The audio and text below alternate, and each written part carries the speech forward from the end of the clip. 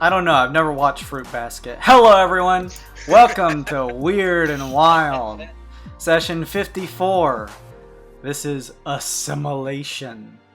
I am Jaso the DM. I hope all the cameras work throughout the session, but we're using Roll20, so who the fuck knows who is joining me this week? Hello, everybody. I'm Bailey. I play Glace Lore, the androgynous Eidolon, College of Glamour Bard. Hey, everybody. I am Luke, and I am playing Aesop, Kinku Bloodhunter, Order of the Lycan, and his alter ego Subject 22. What's up? My name is Kevin. I play Sun Kong, your apeling bionoid monk following the way of the abundant spirit. My name's Slim, or whatever the hell you want to call me, and I'm playing Runcat, a lizard folk who decided to go marksman, so to speak, and salty and gritty as hell. Someone needs to die today. It'll be one of us. I can make that happen. Nope. No? Sorry, no. I'm Nothing Nick. happened. I We didn't- play we MBD, half-elf / warlock. Pact of the Tome, and I have the greatest familiar of all time, a pseudo-dragon named Jira. Thank you. Can't start without it. Kyle, I'm Chemo. Was Chemo. I was gonna say, it's so glad to have Luke back. All of my players and their characters are here, but... What do you mean nothing happened last week? We didn't have a show last week. I certainly don't remember anything from this week. That's because your brain got eaten. Oh, Uh-oh. I don't remember Thank you everybody for coming to join us. Angel of Light, where Flopster lurks, Polizes Local. It's really nice to have you all here. Also, thank you to our viewers from last week. Thank you, Pendragon, for following us. Thank you, MG Grant, for the subscription. A little reminder, you guys are getting weird bits as you watch and interact, as you follow the channel and do stuff like subs. So check out all of those details down below on our Twitch page and see how much you've accrued and all the cool stuff you can spend them on. As for our cute little thing here at the bottom, our little godly tavern, hang on a second, I'm gonna hit the extension thing if you guys want to use your phones, if that makes things easier. You guys can use your loyalty points to buy stuff for that too. We do polls on our Twitter, which is on the Twitch page as well, or you just do GAWD_mode. And last week we did a poll for monsters, and easily was 60% of the vote, Witchlight Marauders were the winners, so you guys can now pick those if you would like, and walk around at the bottom as a nasty looking monster creature. We have a new poll out this week. It's for animals, between a cat, a dog, a chicken, or a bat. It'll be a normal sized chicken, not Aesop's chicken, so keep that in mind.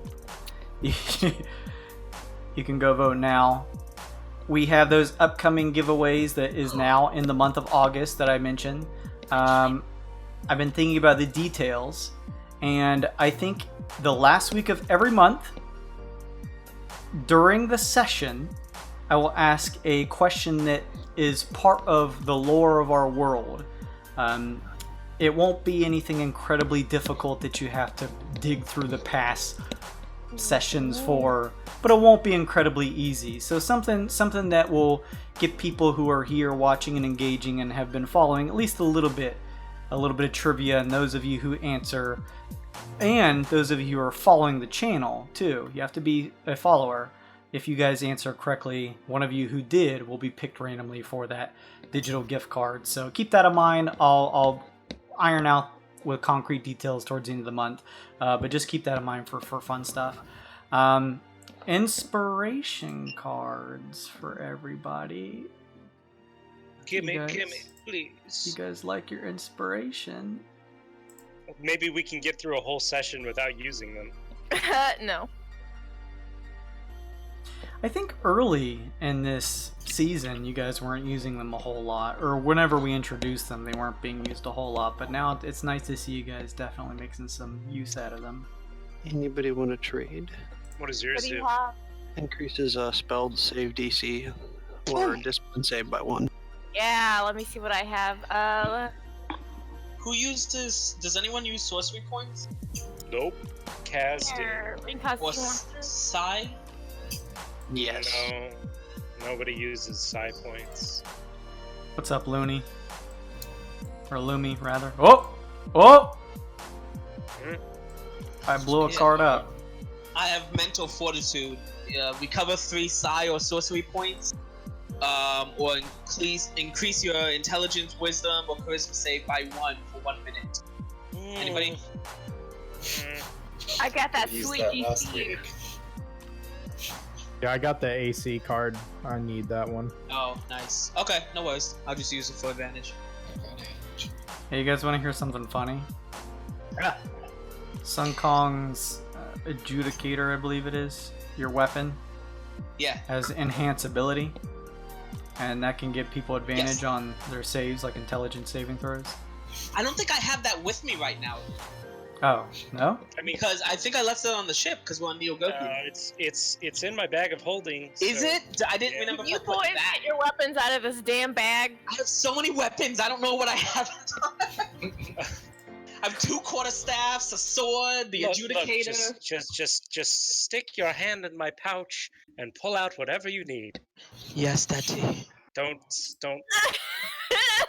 I put my hands over Hush's ears. Don't She do can't hear that. him anyway. Oh, boy. Yeah. Yeah. Oh yeah, my daughter's fucking deaf. Good. She gives you a weird look, yeah. He's like, what are you doing? Why don't we go ahead and roll to see who wants to give the recap? Oh, Who this did is it gonna last be a week? short recap. Oh, I y'all. did a really, really bad Oh one. yeah, it was. No. Wilson. Zombie chemo. I wonder if he knows what happened. Oh, I don't remember.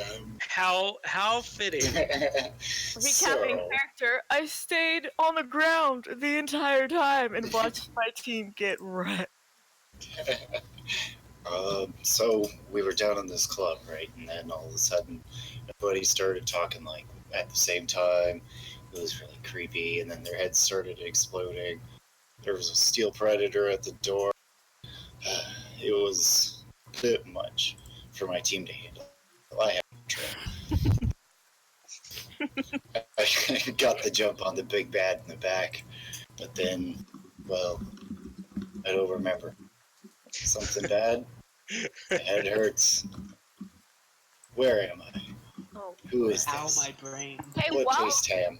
can Chemo is he even like conscious while this is happening, or is it like a dream to him? No one knows. I think his brain is destroyed. So He's Oh. dead. His Nobody body's knows. not, but He's off drinking White Claw somewhere. he's drinking White Claw with the angels. Shots fired. the angels wouldn't drink shit like that. Oh fuck! Oh, Wow, shots clearly, I'm no angel. Wait.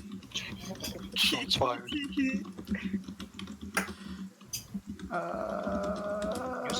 He was fucking hammer handsing the fired. pow pow pow pow pow like right on the keyboard. Yeah, my mic's close by, so I'm smashing that shit. Yeah, that's I mean that's the tall and short of it. Whoever Kyle is in the ethereal space in between D&D and the real world is a weird bit. 66. Oh, we need 3 more. For what? Nice. We'll have 60 more. Ah. What a great laugh. I like all your winks, Kevin, in the chat. It's pretty great. Gotta wink it up. Wink. Yeah, when last you guys left off, Chemo headed towards the back and was trying to make short or quick work of the nasty-looking brainish golem that was back there. And unfortunately for him, 2 of the nearby patrons, who you guys learned everyone was taken over by the intellect devourers, dropped, and the intellect devourers popped out of them through their noses with a little bit of arcane ability and headed for him. And unfortunately, not only did they make him a dum-dum, but they also teleported where his brain would be and took over his body. Nothing enjoyable about those pleasure slime babies. They killed it. Well, they didn't do anything. They were just there. The intellect devourers didn't come from them. Yes, they did. No, they didn't. Yes, they did. I was there in another form. I saw it. It came from 2 patrons to the south of them. Whatever. Look, don't take your anger out on the pleasure slimes. If anything, this is my fault. They didn't do anything other than die, and yeah, aren't they already dead? Also, as I paint the picture here, just in general, I'm doing my best to try and use the same tokens as we transfer between maps and stuff like that, but just keep an eye on your health if you can for me.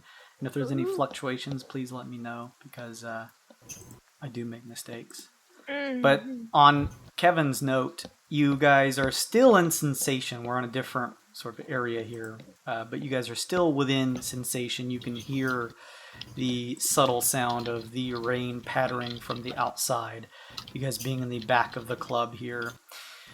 You peer around and look across the club and see just 6, 7, multiple numbers of what look like Newmans and humanoids just laying on the ground, seemingly dead from the brain intellects leaving their bodies and attempting to attack you from the recent onslaught that occurred in here. There is a ring of scorched, burned area that encompasses some of the bar table from Envidi's blast of a wall of fire that he spent around you guys, and the steel predator, everything having essentially wrapped up now that the intellect devourers have taken one of your own, stopped attacking and simply walked back out of the exit from whence it came. The doors closed behind it, and Glace, as you peer around, that bartender that you were once talking to, you notice as you peer over the bar table that she is no longer. She is collapsed on the floor, a pool of blood surrounding her head and dripping from her ears. Oh. You notice that there are a few patrons that are left standing, and they each give you all a glance before slowly moving to some of the collapsed bodies that are sort of littered throughout the club here. They, in unison, just say, "Follow your friend. We'll take care of the mess." Question. Mm-hmm. Assuming we're not hostile at the moment, I'm going to put away my guns. Is there any alcohol that is left over in any of the tables? You don't see any alcohol at the tables, which is now sort of another probably clue as to some perhaps trap laid for you guys as you first entered here. Although behind the bar, it's relatively depleted, but there do seem to be a few bottles of various types of alcohol sort of stacked on the stand at the back. Do I see any of the tea? The portentous tea, I believe it was. Yes. Make a high or low luck roll. I'm going to go high.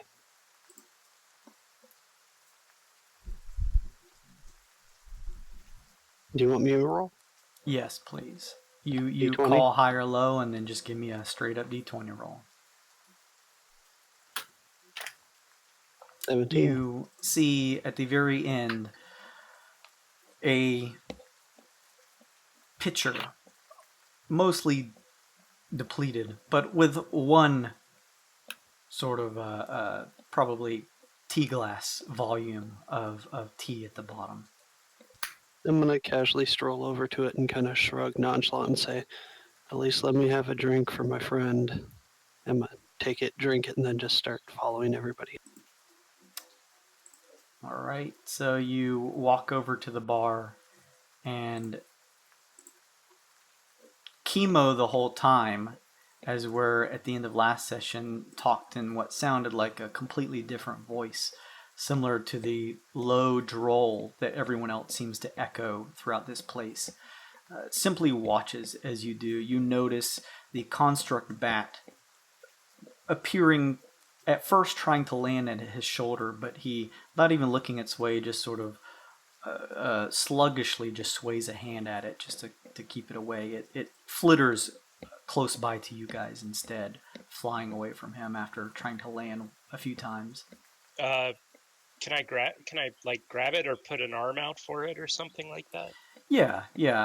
It doesn't refuse. It's kind of flittering around, but with a swipe or two, you're able to grab it, and it seems to calm down a little bit.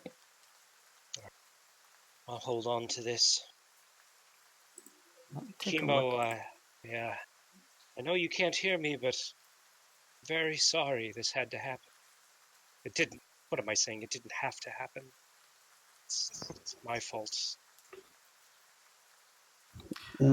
I should have gone up top with you. It's Said these it before. nasty vultures' fault. It's not your fault. I'm starting to think I was wrong, you know. I guess we're following him. But I'm starting to think I was wrong. I think this Kinku thing really is a curse after all. It's not biological. The body of Chemo turns to you and says, "I'm not Chemo. I know. If you will follow me." The body of Chemo points at Rec Glace. But first, you'll need to turn that off. Why? Ugh, fine. Just do it. Just do as he says. Whatever. I turn Rec off. All right. If you will follow me, I will take you to my master. The body of Chemo says. Is this Frax? Yeah, you do that. Hex, he says nonchalantly as he just sort of passes through you guys and heads for the exit of the back-end bar area. Oh, So- what? He said Hax, that woman we thought we killed. No, on the Hex. Hex. Oh, okay. Oh, I was like, dang, spoiler, that's crazy. What a twist. So, Brain Baby instead of Chemo's body. Brain baby. How That's many amazing. of you instead of other people's bodies are there?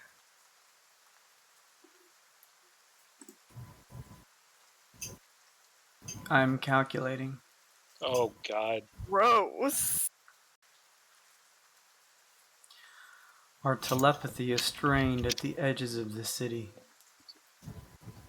However, I count 203. Gross. And you're all connected to this master? This is you're all like a one mind? That's correct. A hive mind. Indeed. Where did you guys get on this planet? I do not know. I have the memories soon after taking over this body. Before, in my original brain form, my thoughts were murky. I lived by a more instinctual desire.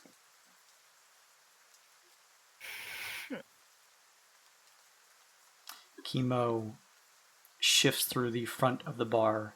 You see, as you guys pass, heading off the stage at the front end, the construct dancer at the pole sort of almost lazily dancing around the rest of the bar as you look around, a sparse setting with a few scattered constructs as he heads towards the door. Let's just follow him for now. If there's a way to save him, we'll try. I mean, Let's look out for his leader, see if it's a pipsqueak or not.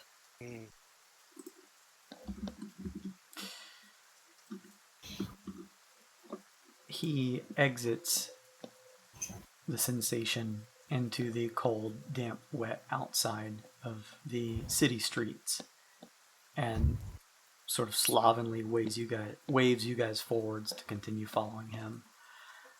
These streets are a little sparse, but the city is despite its verticality somewhat small and easy to get around within a certain amount of time.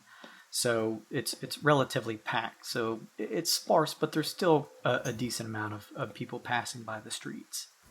You guys get the sense that despite this seemingly high-sounding number of these Newman or other humanoids being taken over by these intellect devourers, that in a crowded city like this, it probably is difficult to notice any of them acting outside of the norm, just considering the general darkness of the weather and the number of people that transition through the streets throughout the day, throughout the time here. This is a dangerous organization, hidden in plain sight as they are. They could infiltrate any planet like this. Disgusting. Just taking people's bodies up and like that. What is everyone's passive perception? Uh-oh! Ooh. Oh, shit. NVD has 14. 17. 12. 13.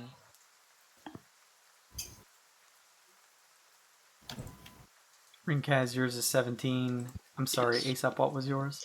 12. Okay. So it seems like Rinkaz was the only above 15. As you guys are walking through the city streets, doing your best to keep out of the cold and dampness that pervades the city of Neogokyo Prime here. It's about 5 minutes of a walk in as you guys are following the body of Chemo.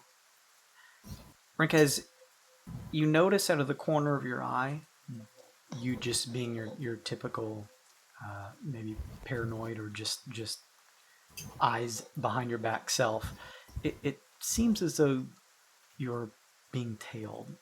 There seems to be a figure a little ways back that these past couple minutes has kind of just continued to follow you at a distance, but continued to follow you guys. Do they smell familiar? I Give sniff me the air a without looking perception behind check us.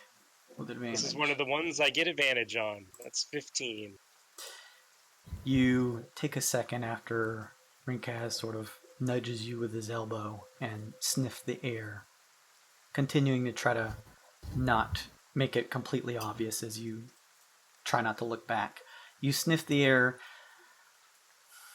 There is a peculiar scent, but not one of familiarity that you sniff. I shrug. I say to the brain monster, chemo creature, in Draconic, so how are your tongues? How many languages do you know?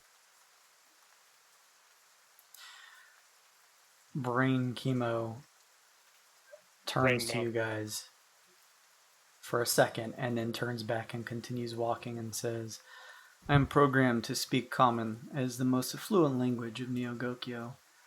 Otherwise, we have our ways of telepathy through the hive mind. Ugh. Ah, so you do understand Draconic then. Or he just heard you speaking a language he didn't understand. Gotcha. Then I say to Kim or to Invidi, eyes behind us. Someone's tailing us in Draconic.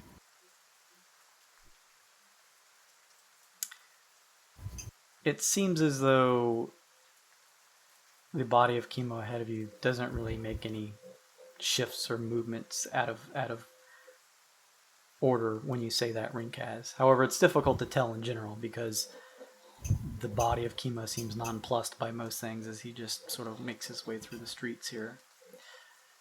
You continue following. It takes a certain amount of time as you guys make your way through the streets. And probably about,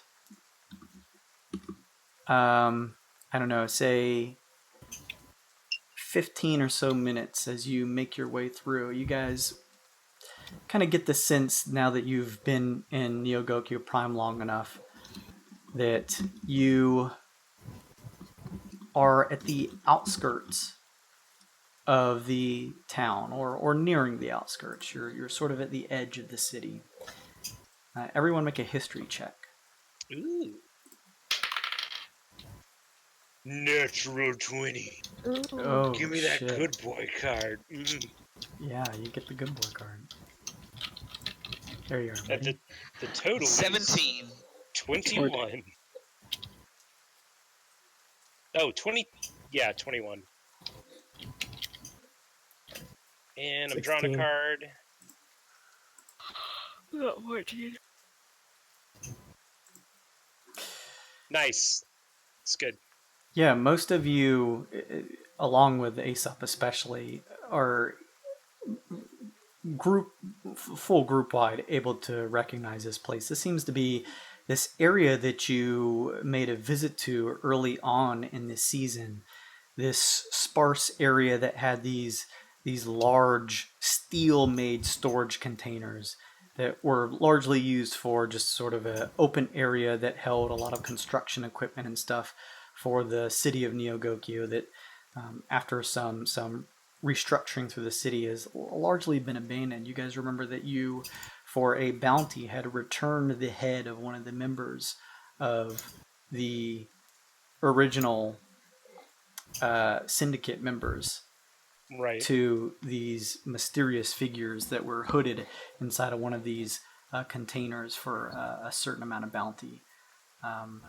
You guys see now that you are sort of beginning to work your way through the various containers here. Rinkaz, you still see the figure now shifting from container top to container, still trailing you.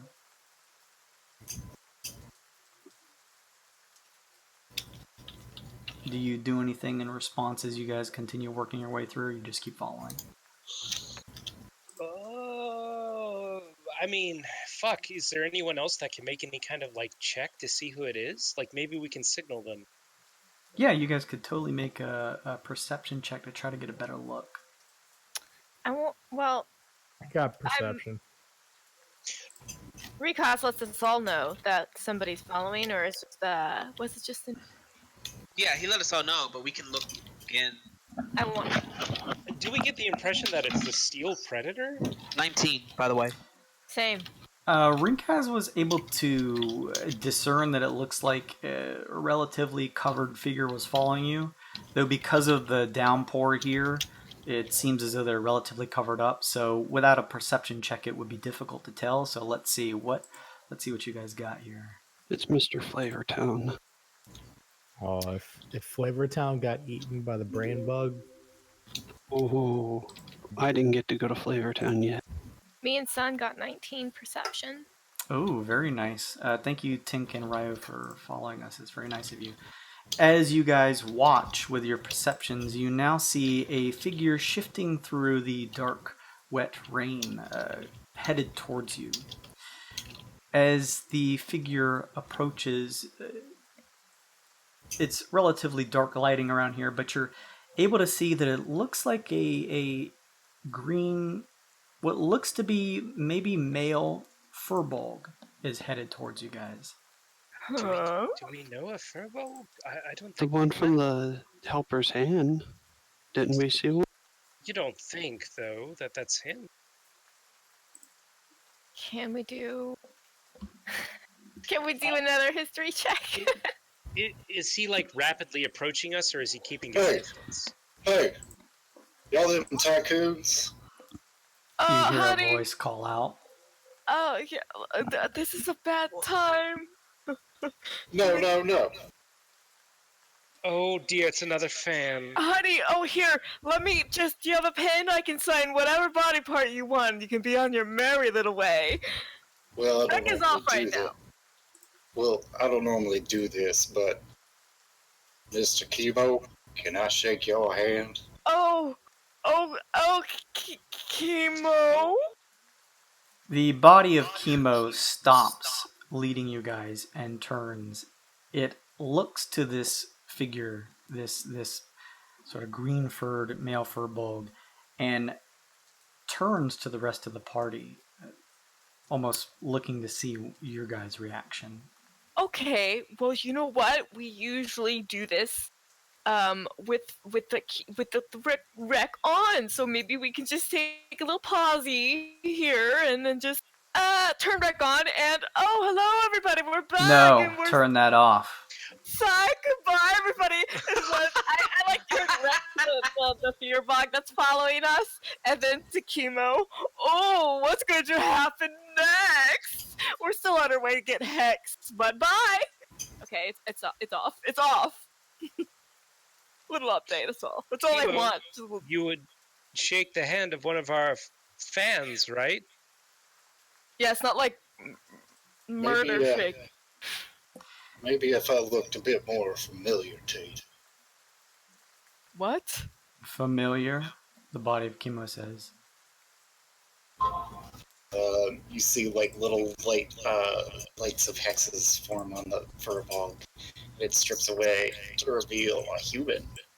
Oh. Disguise. What does this human look like, Chemo?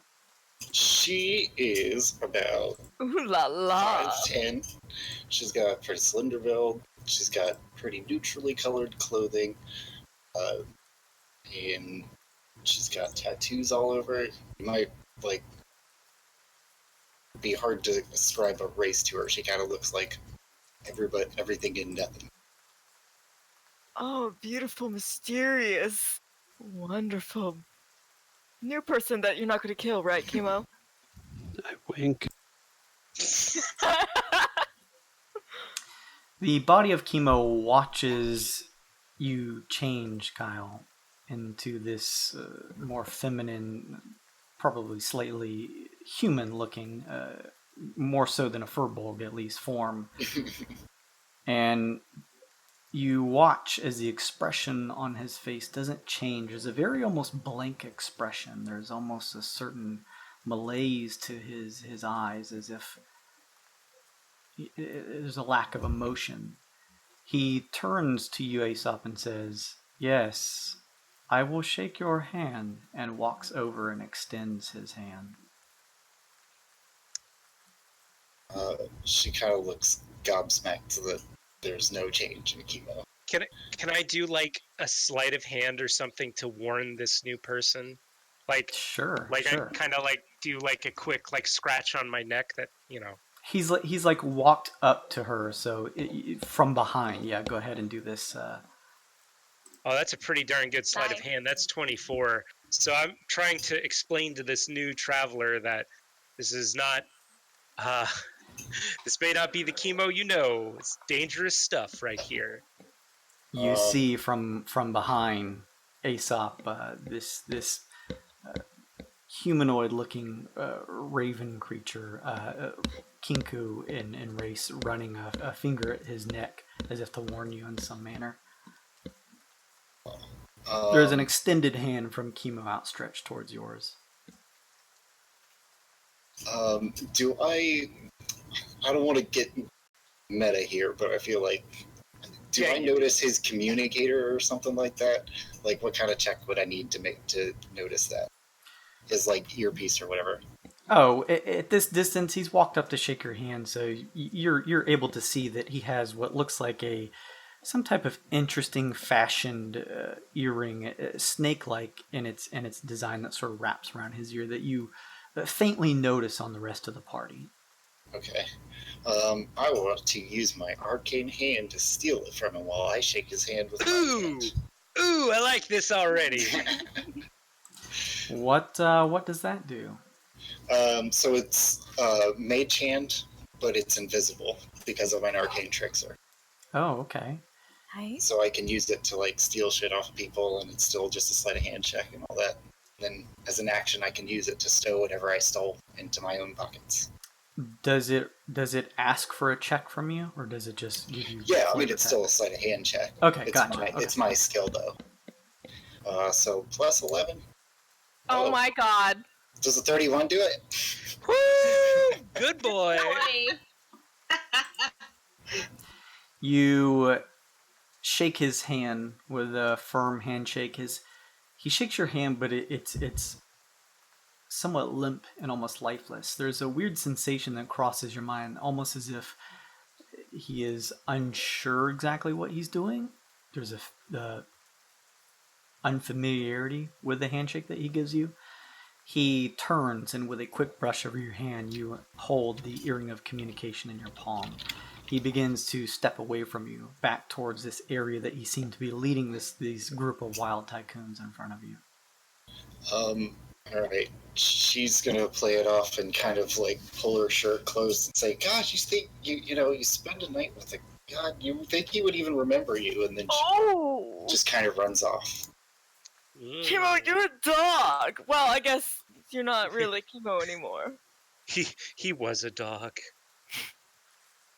He was our dog, though.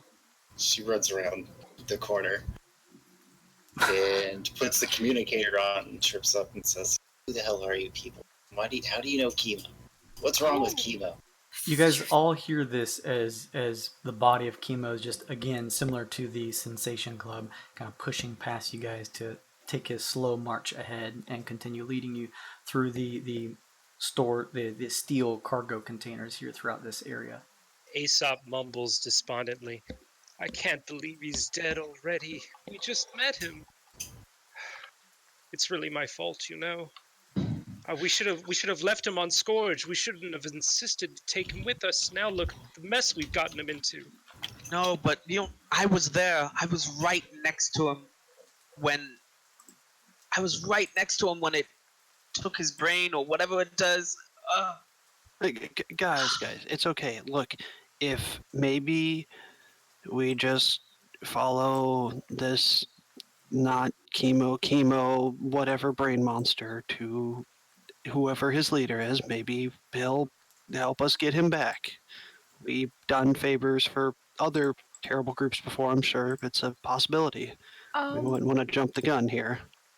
His leader said he wanted this body. Well, people want a lot of things, and there's always ways around it. Aesop, while Glace and Rinkaz are talking, is going to take a ration out of his bag of holding and crumble up the adventure bread in his claw and just start putting little crumbs down behind The him. bird who left breadcrumbs. It's so backward. You hear her chirp over the radio. Alright, I got it. I'm following you guys. Make sure they leave some doors open behind you. I like I mean, we can't really do anything, but... Alright, well, I guess let's just keep going. Make sure we know what's going on. Well, You know, the real Chemo was a little faster than this, honey. And he had a little sway when he walked. You make him so boring. No, we didn't. Listen. It doesn't matter. You hear the body of Chemo says, "This body will not be occupied by me for long." Oh, dear. Well, you know what they say, everyone. It's opportunity, you know, when one door closes, another one opens. Chemo steps up to a double steel door closed crate and pulls it open. The large steel door sways, making a large sort of a coarse sound as it pulls open, pulling against the ground. You see inside a relatively empty-looking area. There doesn't seem to be anything in here other than maybe some steel sort of shelving built into the back of the area here. It's relatively large, like maybe a 2-room small home size container. The body of Chemo steps through and enters into it and begins heading towards the center. The rest of you following along. What is your character doing, Kyle? Trailing behind. I'll make. Gonna cast invisible and follow. Okay. You, with a flick of your wrist, look down and see your hands begin to shift away and disappear. The only thing being visible is the pattering of rain that hits against your invisible body. Oh, that's kind of neat. Can I be the last one through the door and, like, instead of closing it, kind of make sure it stays open? Sure. You watch as the rest of the group heads in, and this female figure kind of steps up, and I would assume you probably usher her in. As this is happening, Okay, you guys look back and see the body of Chemo now. He places his palm down towards the ground and pushes into a certain area of the steel surface of this container. There is a clanging sound, and you see an area of the steel flooring here, a square area large enough for 2 people together, kind of pops up, and he lifts, pulling up what looks to be a relatively subtle looking hatch, a steel hatch, and lifts it up and open, and you now see stairs that descend down. It's dark at first, but as they descend down and end, it looks like a steel hallway underneath here, the some type of underground or basement area. And at the base, as it turns into a steel floor, you do see lighting in the distance down at the bottom. Chemo looks to the rest of you and begins heading down. As you see this, Sun Kong, and as you turn to look around, give me a perception check. Everyone? Just Sun Kong, since he's at the back here. 12. You notice in the distance a shadowy silhouette shifting around on some of the cargo container tops. Other than that, this area seems relatively devoid of any type of life.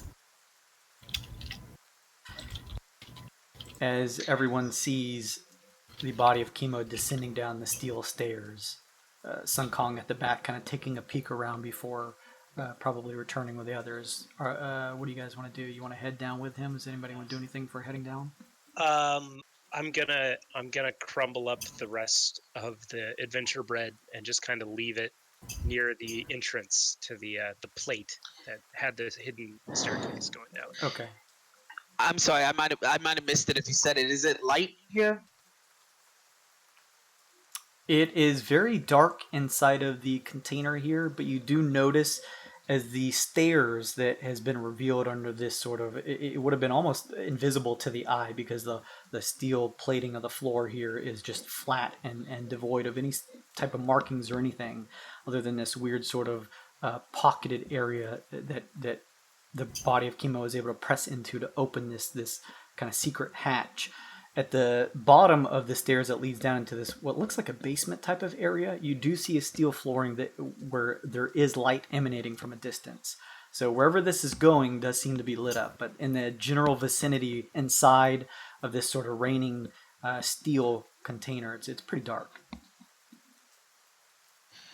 Would you say I would benefit from dark vision?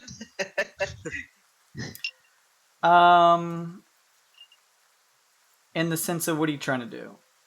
Well, can I see, or should I open my eye? Oh, you know that as if you descend the stairs wherever this is leading, you don't know where it's going to go, but it is lit up enough to where you don't have to use your Okay. tattoo. Aesop, make a survival check as you are dropping this trail of breadcrumbs to do your best to. It doesn't have anything to do with an undead creature, does it? Just by chance? No, this is just how successful you've been leaving this Ah. breadcrumb trail. If you wanted to retrace your steps, I mean, not super successful. It's 12. I mean, it's above a 10. That's something, so right? you get the sense that it if you were to try to retrace your steps from wherever you guys go from here, if you're just using the crumb trail alone, it may be relatively difficult. Not so much on your part. You've done your best with what you have, but you just also know that the general downpour that seems to just prevail the city from the overcast nature of the stormy area here, it is probably going to make it a little bit difficult to find these trails coming back, but it's possible. Fair enough. You've done what you can. Is everyone descending the stairs? Rinkaz, as you kind of step up to the staircase that leads down, Grizdom kind of just gives you a look and raises a reptilian eyebrow and looks down. Oh well, what can you do? Bang bang, dad joke. Let's go. What was that? What? Does it? Yeah, I'll go down. NVIDIA will go down. All right, MVD begins to descend. I turn Rec on for a second. Yeah, maybe do it. Try to see, like, silently. See. I Are want to you do it. are you I doing wanna this stealthy? Yes. Make a stealth check. Actually, Yes. make a sleight of hand check because you're kind of flipping the switch on the back of Rec. Whew, that's gonna be well, that's not bad. I rolled low, but that's a 12. What is the Hell passive yeah. perception of chemo? Oh no. Kyle? No. It's high. Probably He's not wisdom that based. great. Pretty high. Well, you're like Dex wisdom, right? Yeah, he would be like me. Oh, yeah. 16. Oh, yeah, pretty high. Right at that. You flip a switch and a Rec turns on as you are at the top of the stairs here, Glosse. What do you do? I just want to give a little live update. Okay, we're in a secret area. I turn Rec around and I show him the area. As Rec turns, Oh no! you watch with a splash of sparks coming from in between it. You watch and pull back quickly as Rec is split in two. Behind you see Chemo using Zephyr Strike, appearing behind and striking Rec, destroying it. Well, There is a that's sizzling noise as steel clangs on the ground from it being split directly in half. That's gonna come out of our paycheck. I pick it up just in case it can be repaired, and I put it in my bag. I don't like you, brain chemo. I was gonna turn it off. I whisper to Chemo's bat, do you have any, like, cameras on you or anything like that? Who you're whispering that to? The bat? Fucking Chemo's bat. Yeah, it essentially is a But can it record anything? I don't think it can Oh, record no. anything. no. Arcane tablet could take some pictures. They're sophisticated binoculars. Did we establish that Arcane tablet could take pictures? We established that it could not. Okay. The bat expands its wings and then retracts them. You have no idea if that's an answer or not, Aesop. It shrugs. Ah. Yeah. Chemo, or the body of Chemo, just simply watches as you say this, Glosse, and sheathes his sword. Ugh, And acting all cool. walking Whatever. on down the steps. Okay, that Does was it look pretty like- cool, though. Does it look like mending would help it at all? Mending doesn't work on magical objects. Oh, was it meant? Yeah, okay. NVD follows along as everyone else follow down the Yes. stairs. Get this over with. You are tailing behind Kyle Yeah. as this female character. But you notice that this chemo doesn't really seem to pay you any mind other than the initial handshake that you asked for, and just is leading the party in this strange, what looks like basement or underground area as they descend. God damn it, basements. Alright, let's go. I'm going to keep within 30 feet, and then when they're going in that hatch and before it closes, I can use my mage hand to hold the door open myself. Okay, so you kind of sneak in behind Sun Kong heading in, and you sort of at the back. I will make a quick change here as I set everybody up. Oh, and I get a good boy card. You get a good boy card, that's right. When you said a quick change, I thought you were saying that as zombie chemo. And you were like crawling out of his body. Oh god, that would be a spooky one-liner for a brain eater.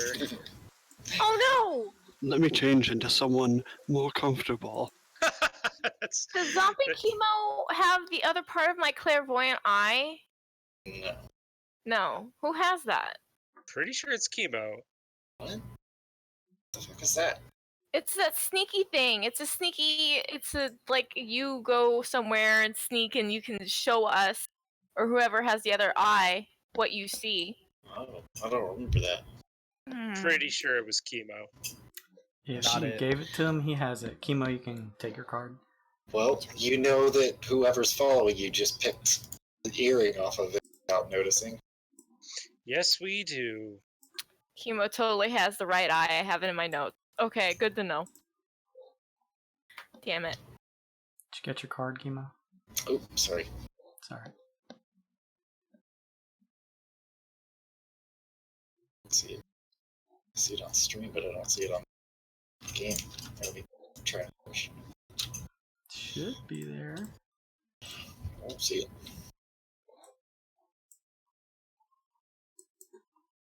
There it is. Now I see it. Alright. Taking your good boy card, you guys descend. If you will scroll over to the right side as you descend the stairs. You enter a relatively well-lit area now that you've descended the stairs into what looks like a metal hallway that leads not too far off. You see at the side some seating and what looks like malted plants. You see at the far end two metal doors, one to the left and one at the far end as you descend. The sound of the pattering rain fades in the distance as you head up. And the body of Chemo begins to continue on. You guys also notice, well, you don't notice. Let's see. Who had the Rinkaz? You had a 17 as a passive perception? Yes. As you peer back, you do notice that there is a trail of what looks like droplets of rain that are falling a little bit behind Sun Kong, though you do not see anybody there.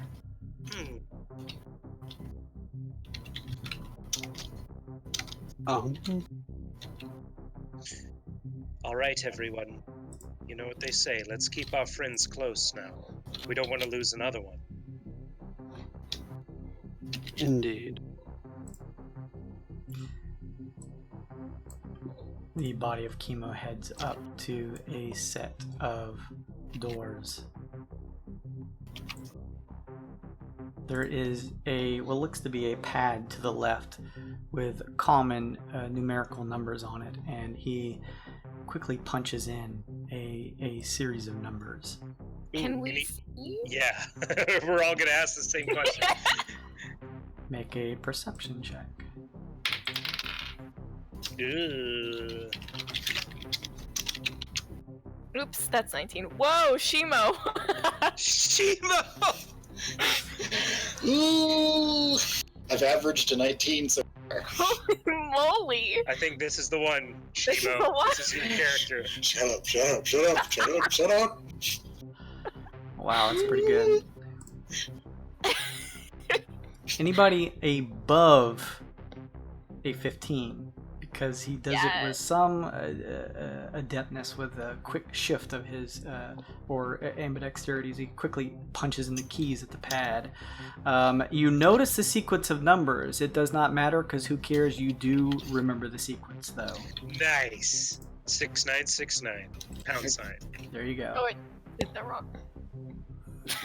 Did you try punching in after him, Glosson? I tried to write boobies, but I messed up. Bootless. What? Doors open. Love it. Makes me so happy.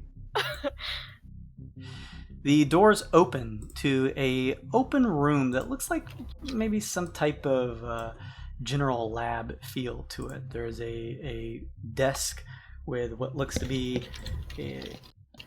glass panels with arcane code running across them. And you see some also metal canisters that probably have some type of solution or something in them, you're unsure. You also see one of the vulture constructs sort of standing almost overwatching the arcane code that shifts across the glass panels here on the screen as the body of Chemo enters and just kind of nonchalantly walks by. I want to be talking to Chemo and distracting him the entire time and just chatting. But this specific time, I want to ask him, so if you brain babies take over a genius brain, do you get all the genius things that the genius can do in a brain? Or do you just take over the body? We don't replace. We don't take over. We simply replace. And how long does that take to replace the entire brain? As you saw. Instant. That's gross. Okay. I turn back to Hush and I mouth the words, "Be ready to run if you need to."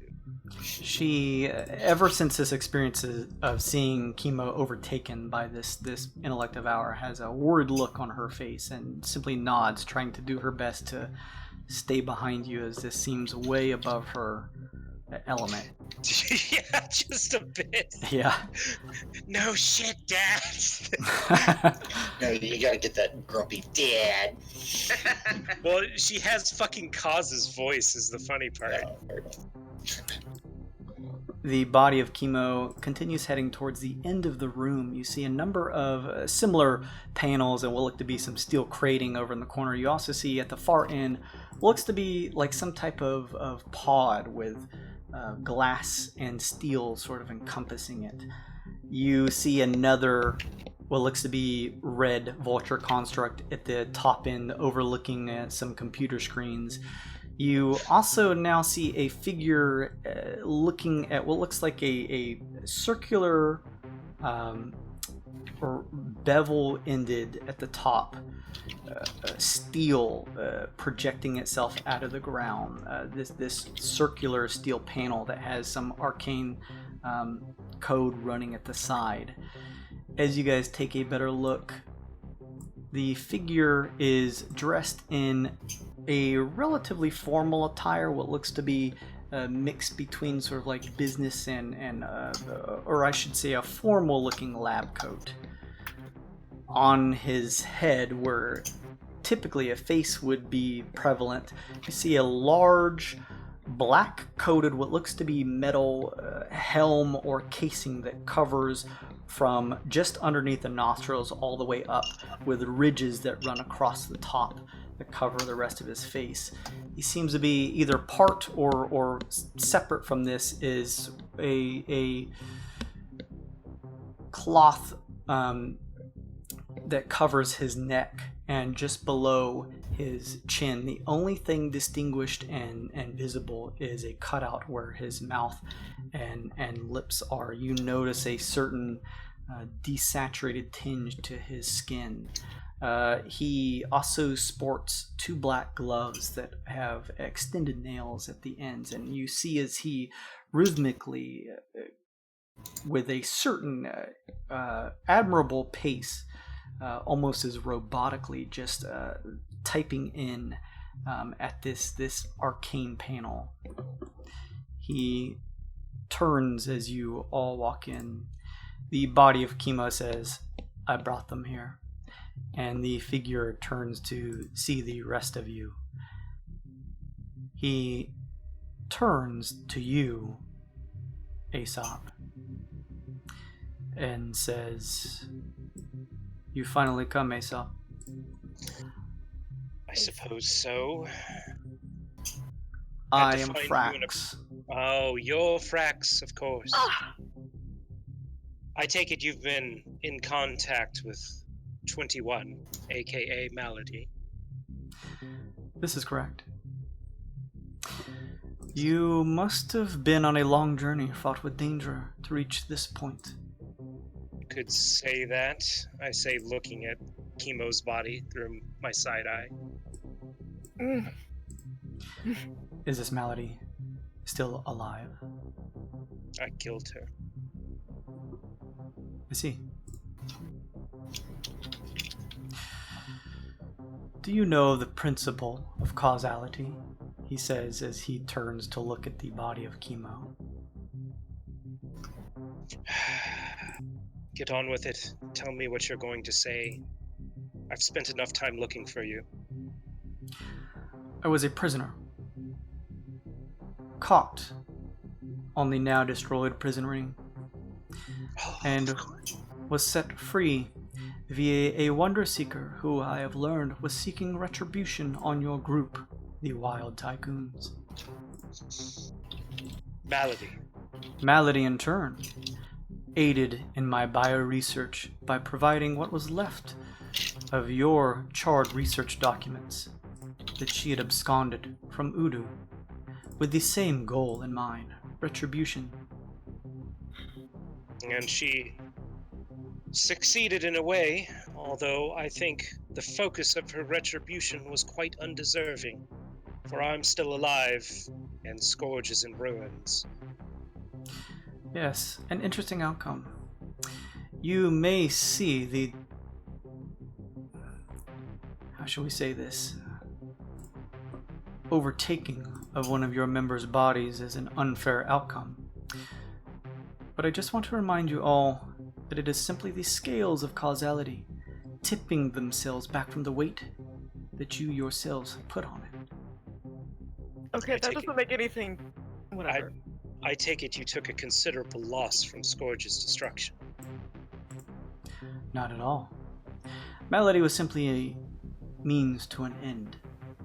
The research that she provided me, that you once did, has proved valuable.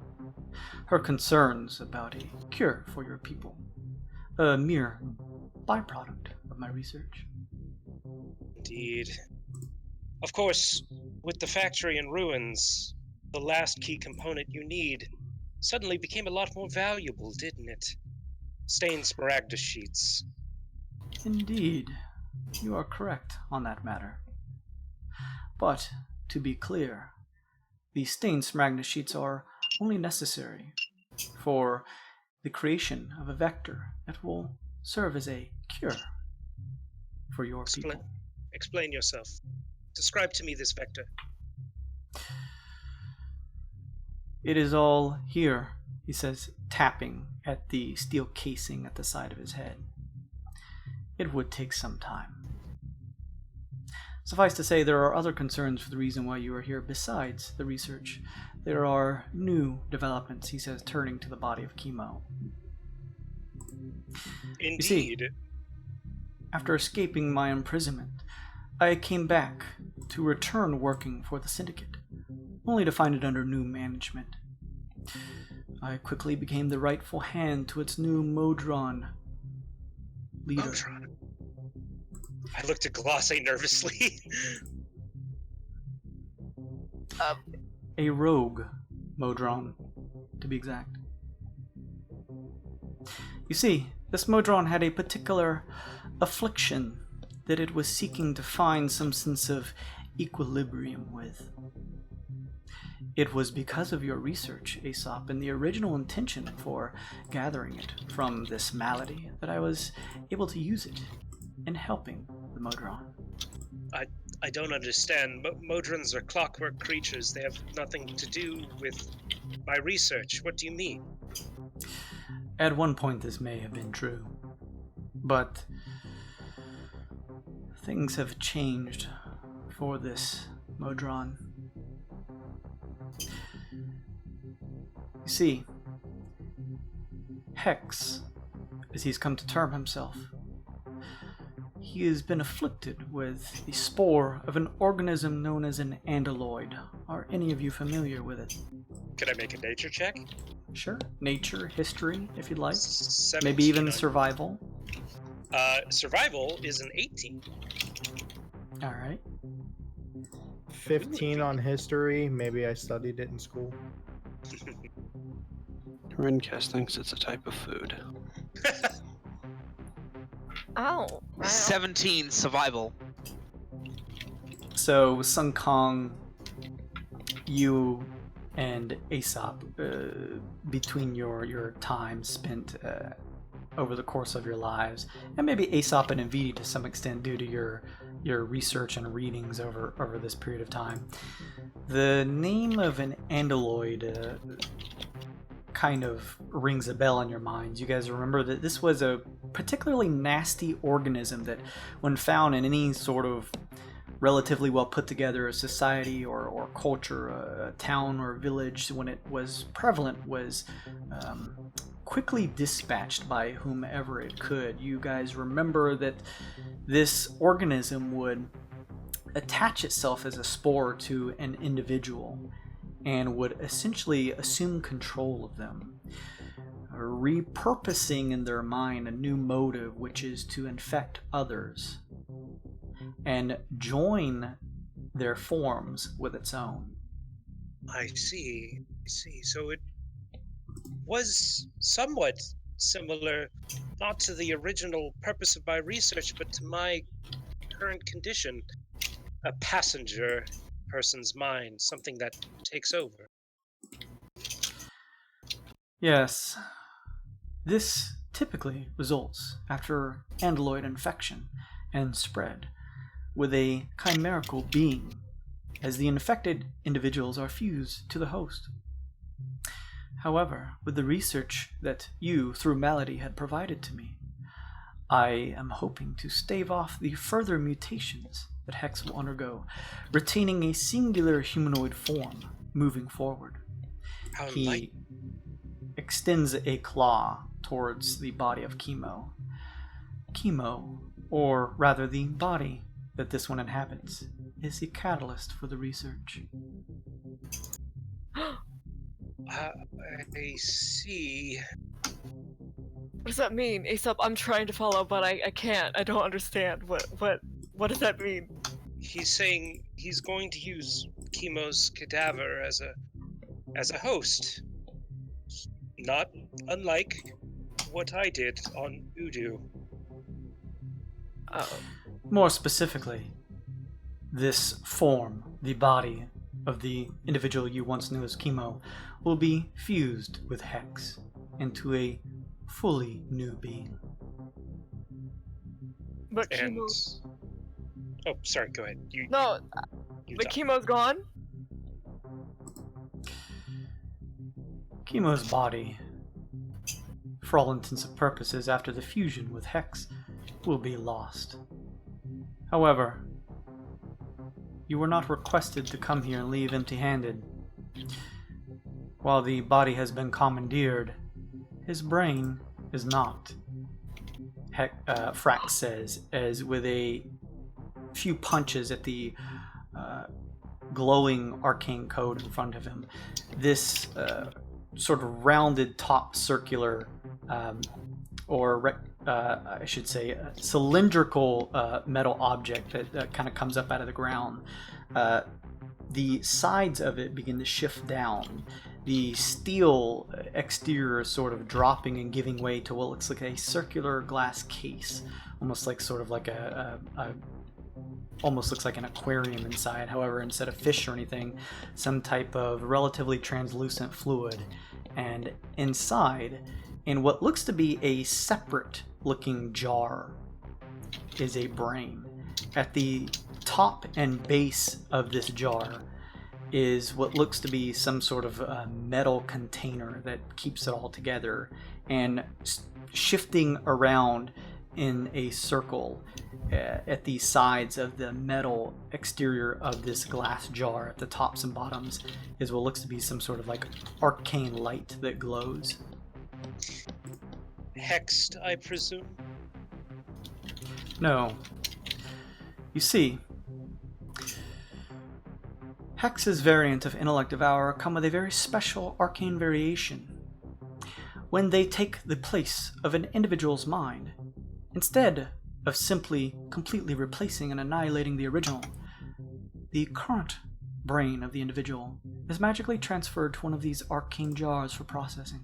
They teleported.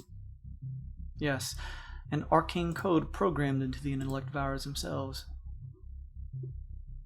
So, you're saying there's a chance that Chemo could still be put back to normal? Yes, we are currently in possession of Chemo's brain. Oh, As you have seen with some of the other members here, he says, extending a clawed glove towards one of the constructs above you guys. It seems to just kind of be standing as almost like a sentry.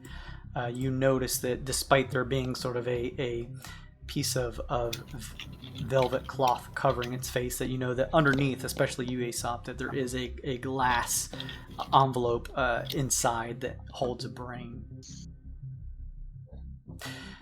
The Syndicate's brains in particular are now being used as batteries for the constructs you see around us. That's fascinating. Can I make like an insight or a perception check to see who he means by who has Chemo's brain? Sure. Which, or either? Either one. +8. 12. You notice as he says this, when he says that we have possession, that he doesn't run a hand to any particular individual. You're unsure who he's exactly talking about. There is a brain in front of him in a jar. Look, There has to be a way we can make this right. You don't need specifically Chemo's body. It's just any healthy body, right? It requires a particularly powerful build. You see, Hex, and myself included serving under him, have been watching you. You have gained a certain amount of reputation around the Twixt. We see your exploits, and we knew that even just one of you would serve as a wonderful catalyst to finish up my research. It was something we both desired and agreed upon. Understand that while the vast majority of what you consider to be yourselves is held as biodata in your brains. So, while the mind or brain is the only organ left that exists of Chemo, as long as the brain is held in the arcane suspension of the magic jars we have here, he is still technically alive, though his consciousness is in a mire, a dreamless sleep is the best way that I can describe it. Well, I can't believe I'm saying this, but is there, besides us, is there another likely candidate on this planet? Preferably someone more unsavory? Not that we found. We have everything that we need. Damn it. Do you happen to have the brains or possession or whatever you do of anybody else that we've come in contact with on this planet? I am unfamiliar of all of your contacts here. We have mostly played a subtle part in spreading our influence here in Yogokyo Prime to avoid the aspersions and the notice of the masterminds, as well as the cyber golems that they have recently instated. So, do you seek to take control of people off of other planets or just this one? I am simply a means to an end as a researcher for Hex. Hex's goals, his personality and motives have shifted over several of his mutational iterations. However, he currently seeks one overall goal since the initial conversion with the Andaloid. Does he have a character journal entry, Hex? He does not. Okay. You have never seen this individual yet.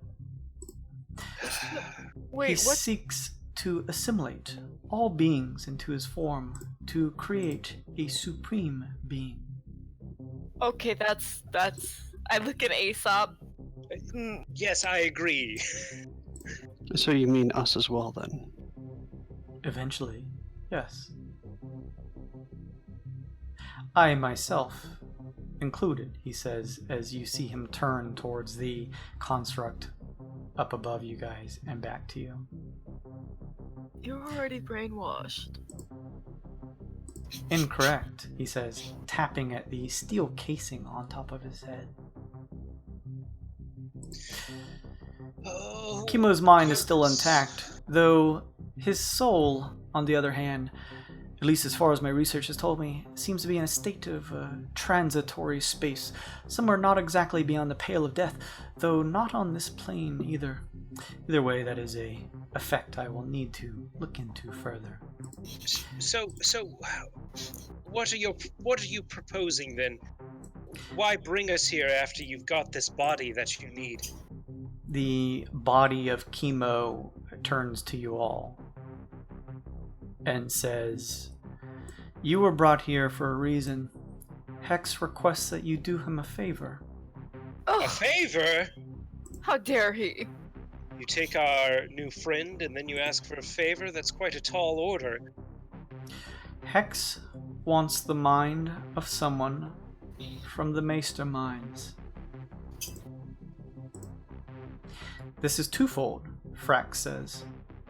First, he will have an occupation in one of the jars upon the intellect devourer taking over the form, a brain in which to assimilate the knowledge of one of the Mastermind's employees. Secondly, he will also have a telepathic connection to an intellect devourer that will be working on the inside of the Mastermind company moving forward. Do this, the body of Kimo says, turning back to you all, and Hex will hand over Kimo's brain. Oh. Bloody hell.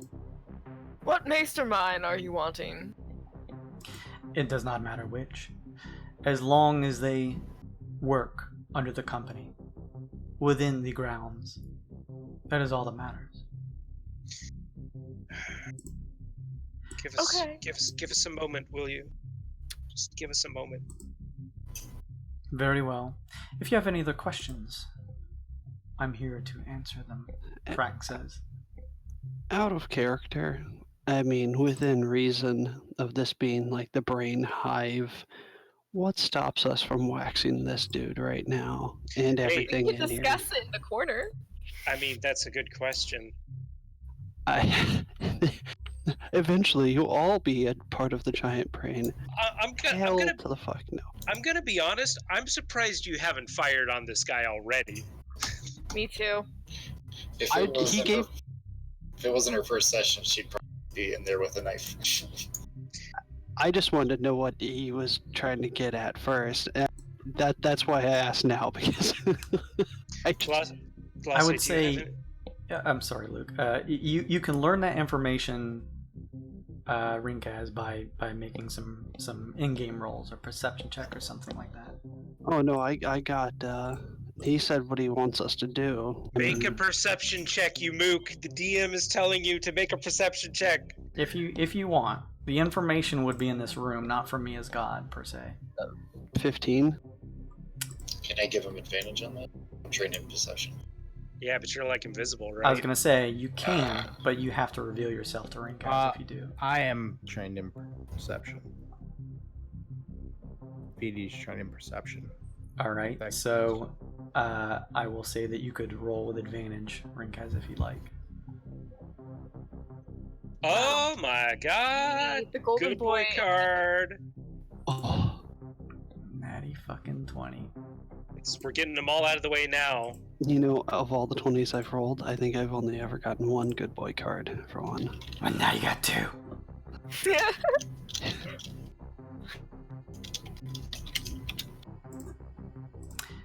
From your check, sort of assisted by NVIDIA, as you guys subtly, but take a full look around the room, you notice at the southern end, first off, you notice from the entrance that there was another set of doors that led down below. The exact location to which those doors go, you are unfamiliar. That is untread ground. However, in the facility proper that you guys are currently in, that extend to this kind of expanded room here, not much security, at least from what your eyes tell you. Two donned in the reddish steel of the colors of what used to be the Syndicate is these vulture constructs, although they are the smaller ones. They do have in their possession, though not out and in their hands, sort of just like equipped to their backs, you are able to notice behind them the look of these spear-looking staves that are tipped with a sharp end, and you do notice, similar to what you saw before, Aesop, when you had to kind of tangle with them, that at the tip, between the staff itself and the actual piercing end, is a jar with a intellect devourer inside. You see Frax at the computer. He doesn't look incredibly terribly built in terms of pure strength. Other than that, there seems to be, it looks almost like some type of pod over in the top left corner that may serve, with your perception check at a 20, as some type of lift that probably descends down below, but to what area you're unsure. Well, Can I down? Sorry, I just want to. Can I go ahead and down my potion? My greater drops of healings. We're in the corner talking. Yeah. Nothing. These clearly a unsettling meeting, but none of these individuals seem to be stopping you guys from like healing up or anything like that. They're not being hostile to you per se. So, I'm gonna drink mine too. And you know what else, Jason? I'm gonna use this bad boy. Oh shit! I received the maximum amount of healing possible, which is 20 points of healing. Very nice. Good use of that card. Yeah. Can we use hit dice? I mean, if we're here for an hour, we can. Oh. where is your master? Where are you? Whatever. I scratching my head, feigning dumb, trying to understand the whole thing. Frax turns, pointing at the lift in the top left corner of the room he's currently in. Down below, in the repurposed processing room. Oh, okay. I'm just trying to wrap my head around this, and no pun intended on that, honestly. I'm literally trying to understand all of this. It's kind of beyond anything I've seen before. Humor is beyond me, Frax says, and kind of turns, continuing to type. I'll say Humor is beyond him. Oh. X-22 wanted to come to our ship, but what we would be doing would be murder. Why can't we just tell him and maybe he can figure something? He's a genius. You guys would remember that he called someone else to help you. He did, but he said he needed time. Perhaps we could go and change his mind, but What? I don't. It feels wrong. I mean, he's a real scumbag, but he doesn't deserve to be murdered. Listen, he's been experimenting with all these kind of teleportations. Maybe he can help us. What if we tell him what's going on? Oh, don't know. You, as you guys are having this conversation, watch as Frax steps over to one of the nearby crates and pulls open the steel tops. There's two sort of pieces that pull outwards like a cardboard box opening, except it's made of steel, and there is a mist that pours out. You see him reach in a gloved hand and pull up what looks to be similar at the tip of the spears of the constructs, a held jar of one of the intellect devourers. It shifts around uncomfortably in the glass case that it's held in. He closes the metal top and simply sets it down on the top of the crate and continues to allow you guys to have a conversation. Do we even know? Do we have sights on his brain? Like, I mean, it's in this thing right here, right? is it? That's it? Right, Jason? It's in this thing. There is a exposed jar with a brain inside. But we didn't confirm, or that did we confirm that's his? No, you guys did not. If only there was a way we could tell. Could it make like an insight check on that? On the brain? On it, well. That I would say that sort of ties in with your check before to see when he was mentioning who we have, or we have it. Yeah. That's what I was remembering when I gave up. Oh wait, I did this already.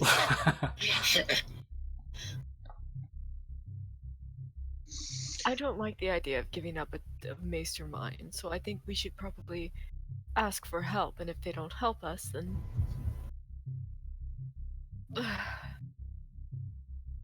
If we come back again, though, we can't give these things more power. Or more answers. Invidi, Sun Kong, Runkaz, any thoughts? What are you three doing?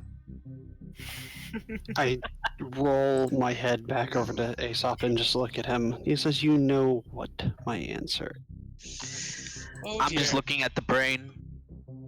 Oh dear. Is there anything you could do? Really don't think it's a good idea to give these people more leverage. We see they took one of our friends. What are they going to do when they take somebody on the inside of a very powerful organization? Okay. I want him back, but I don't think that that's going to be the best thing to do. I look to the empty space where I know this character is, and I kind of shrug, like You hear? Hey, Jason. Mm-hmm. Does this thing look like movable in any way? Does it look bolted down, or like could you take the jar or whatever the brain is in? It looks like you could take the jar. Now that it's been exposed. Hey, Aesop, yes. am I allowed to? I have a really good idea. Oh. I That seems. I want to do the bunny ear thing to Aesop and look at Chemo, and then look at Rinkaz and look at Chemo. What are you doing? What? Are we doing something crazy that requires dust bunnies? Dust bunnies? What the fuck are you talking? I wink at Classy. I would like to use my feature of quick draw. Oh no! We're doing it! Oh, I would like to God! pull. We'll say my rifle. No, my pistol, since it's magical, and I'm tired of this magical. Oh my With God. the acid rounds, and point it straight at the dude in the suit. I wish and- you let me polymorph the fucking shadow baby first. Oh God, what's happening? Are we rolling initiative? I look to Aesop or to Sun Kong and say, "Make like a chicken and duck." What? As That you doesn't say make that, sense! Rinkaz, calmly, Frax turns back to you, seeing you with your weapon pulled, and says, "If you do this, you will lose Chemo forever." No, don't do it, don't do it. Insight check. Sure. Ooh, that's a good insight check. Good insight. Insight check.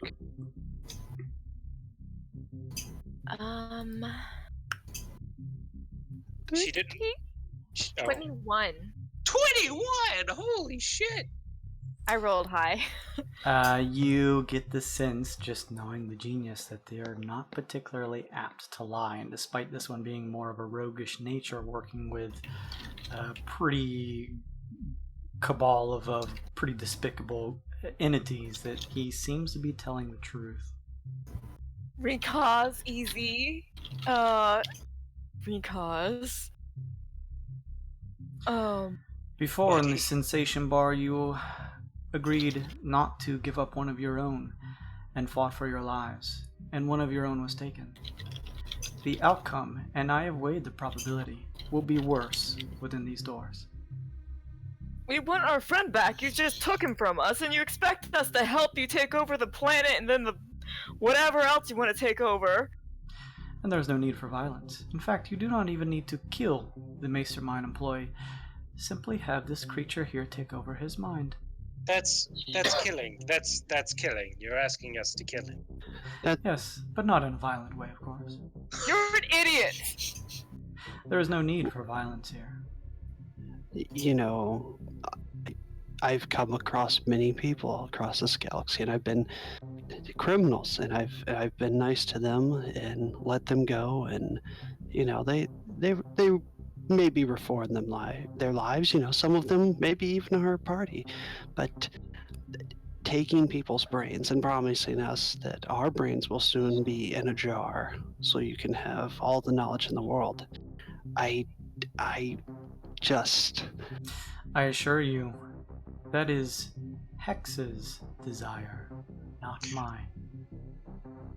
What would Rinkaz do? Where's Trial. Kimbo? We'll go for it. Oh, where is Kimbo's brain? It's right here next to Sun Kong and Rinkaz. It is in Presumably. a secure place, because I realize that you would do this right here as you are now. You would attempt to threaten me with violence. It would be foolish of me to have the actual brain of Chemo out on display. The brain that you see in the case before you, Sun Kong, is simply one of the Newmans. Insight. Someone insight. Yeah, I want to insight check him again. B2 +4. 16. Ooh, fuck, that's a 5. You're unsure, Glace. The coldness 19. of his voice, it makes it difficult to tell. Sun Sun Kong and Kyle's character. 18 for Shimo. NVD on insight. What's that? 18 for NVD on insight. As well as 17. Nvidia. You guys get the... Okay, most of you all get the sense Everybody else. that he's being honest. He is a genius. He probably knew you guys would do this. This guy's a genius? He's like a fucking robot. Genius. Me. Is he mechanical? Is he a robot?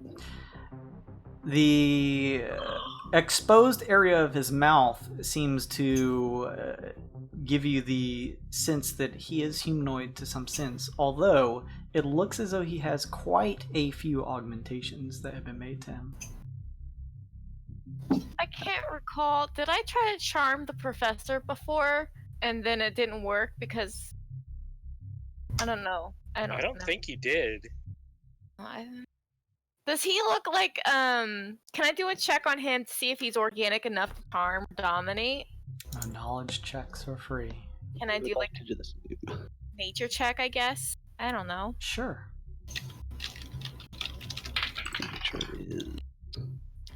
That's gonna be What kind of check would it be? Are you trying to do the same thing, Rinkaz? Yes. A nature. She's rolling in nature. You could do that, or you could do something else. I'll Could I take. do a medicine? Yeah, medicine work. What was your check, Glace? Your total? 17. Okay, and then let's see Rinkaz. This will tell you guys different things. Rinkaz, at least from what you can see, there is a decent amount of augmentation, so it's difficult to tell. Glace, you did a nature check, Yes. and the total was 17. Yeah. Talking about using charm. Yes. If he looks like he can be charmed or dominated, if he's organic enough, try. From your nature check, there is certainly the sense in you that at least a good portion of him is still, flesh. However, what throws you off using your nature check and just the general sense around you is the metal plating that covers his face and head. Damn it. If we were to happen across Chemo's brain, how would we even know? And Aesop kind of makes a glance over towards the invisible empty spot next to him. Rikaz will shoot it in the chest. He turns to you and says, "Because we do not lie. I have been truthful with you on every part of this. While you may consider the aims of the one who I employed under to be distasteful, there is no need to lie to you. We simply needed one of your own, and we've gotten that. And now we are even extending an offer to give the original brain of the member back to you. Perhaps you can find some way to restore a body for him in some manner. This is not the perfect outcome for your own, but that is the way the dice have rolled." Yeah, sure, we can just attach the jar to the mechanical bat and he can just fly around. It'll be like he never... That may weigh the bat down and be a little bit difficult in terms of its aerodynamics. Brain but not the body, huh? It doesn't sound like a very good deal. That is the only deal. I tap my ear, or the earpiece I have, and say, do you think you would want to be in a jar? Or do you think you would want revenge? I think the answer is obvious.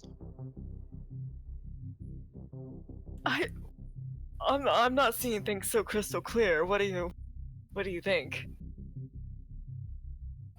I mean, he could still hear all of the stuff we're saying into the headpieces. Who? Oh, I didn't realize you were waiting for me to respond. Yeah. Who? Wait, me? Yeah, closest kin of Chemo, I guess. Not related to him. As you guys are having this conversation, Beside the point. I mean, yeah, he knows something about me that this is kind of a weird way to get into a lot of this. Yeah, I'd like to see him again. Oh. You watch Frax slowly turn, and although you cannot see his eyes, you get the sense that he eyes the construct above him, or at the north end of the room, and turns back to you all. Now, don't go thinking... Don't go... We're not dealing with that thing. We're simply talking amongst each other about this horrible deal that you've given us, so give us time. Of course. He would definitely give himself up to save his team, though. Wouldn't try and drag you up into a fight that you didn't win. He knows the cost of work that he did. I'll, out of character, I'll put it this way. I am down for whatever Rinkaz decides he wants to do. So, why don't we... If we go to the Masterminds, Chemo's not coming with us, right? Or is he coming with us? You see the body of Chemo begin to take his gear off.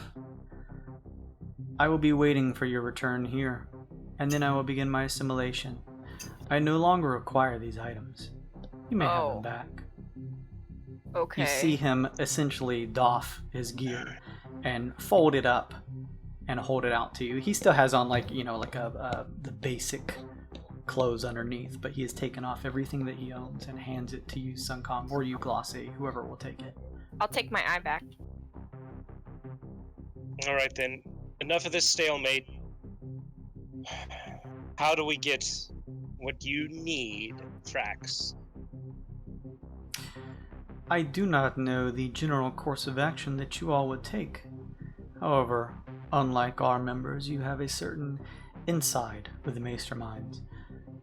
If there is a way to find one individual member by themselves, or any other subterfuge you could manufacture, simply replace their mind with this, he says, tapping the top of the glass jar that holds the intellect devour inside.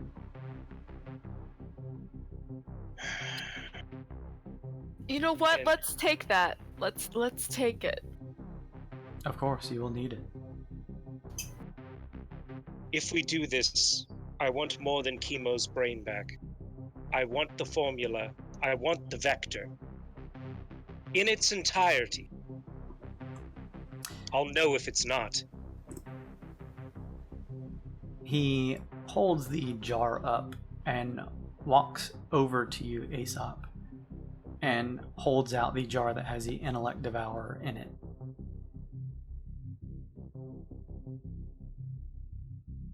Well? Take this first, he says. You're so irritating. I touch the bottom of the jar. You see inside the intellect devourer shift around. Disgusting. Ugh. I ready in action if it jumps out to shoot him. It shifts around, but doesn't seem as though it's trying to break out. You watch as he finishes doing this, Aesop, that Frax holds a finger, placing it up to his head on the opposite side where the construct is. And as he pulls his finger away from his head, sort of the steel casing of the side, a glowing strand, thin and about 2 feet in length, that sort of shifts and wanes in color and bends and refracts in the light, extends out, and he clasps it with 2 fingers and subtly hands it to you. He leans in just a bit as he is finishing handing you the glass jar, and hands you this strand, and says in almost a bit of a hushed breath, "Find a way to detect thoughts once you leave this place." Very well. Very well. Do you take both of the items? I take both of the items. He quickly... All right, you little bugger. Hope you enjoy the icy blackness of an extra-dimensional pocket space. And I put him in the bag of holding. All right, you kind of squeeze around the rim of the bag of holding, pushing this glass jar inside. It kind of makes a shifting, falling noise into nothingness, and the bag sort of deflates. I believe we have a deal then. It would seem so. Let's go. Very well. Once you have managed this interaction, we will contact you again. We will know once it has taken place. Oh, you guys don't have some kind of tracker on us, do you? Oh wait, I look at Mo. Hive mind. Hive mind, yeah. Aesop says as he pats the bag of holding. Gross. I say in Draconic to NVD, should I ask about Decker? No. You can, but I don't know if you want that answer or not. I don't want to give up him as a Yeah. person. Out of character, what would be the point of bringing it up? Right. Because if he has him, I would, the next time we say Decker, I'd just avoid him in general. I don't want to go back to him and end up giving him all the information or anything in general. He's the only person on this planet that, we really actually care about.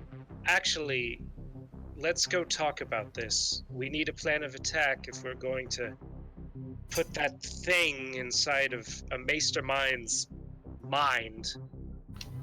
It's not smart. Yeah. I have an idea. Great, Alright. goodbye. Oh, Frax, time limit? No, no.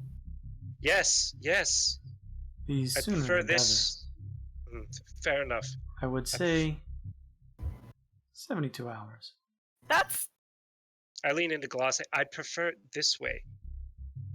fine. As long as Chemo's brain exists and is held within the magic encasing of the jars, it will be preserved.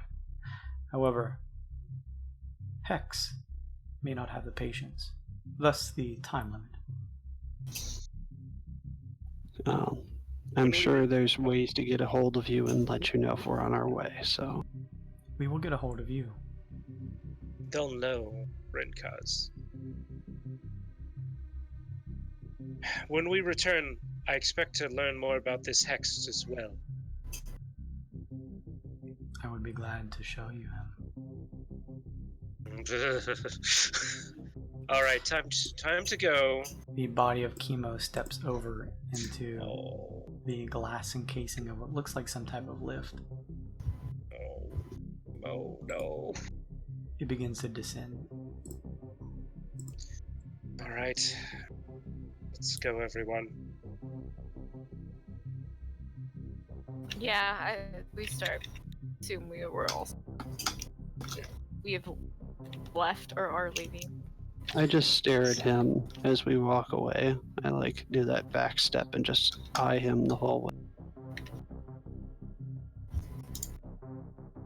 He simply watches you for a little while and then steps back over and continues typing. The metal encasing in this sort of cylindrical tube shifts back up, closing the area of the jar around the brain as you guys head out. You guys begin to make your way back outside. That was a surprising amount of restraint, Rinkaz. You did a good job in not slicing Tin Man's throat. I punch a wall. Glosse, remember your HP, because I'm going to switch maps. Okay.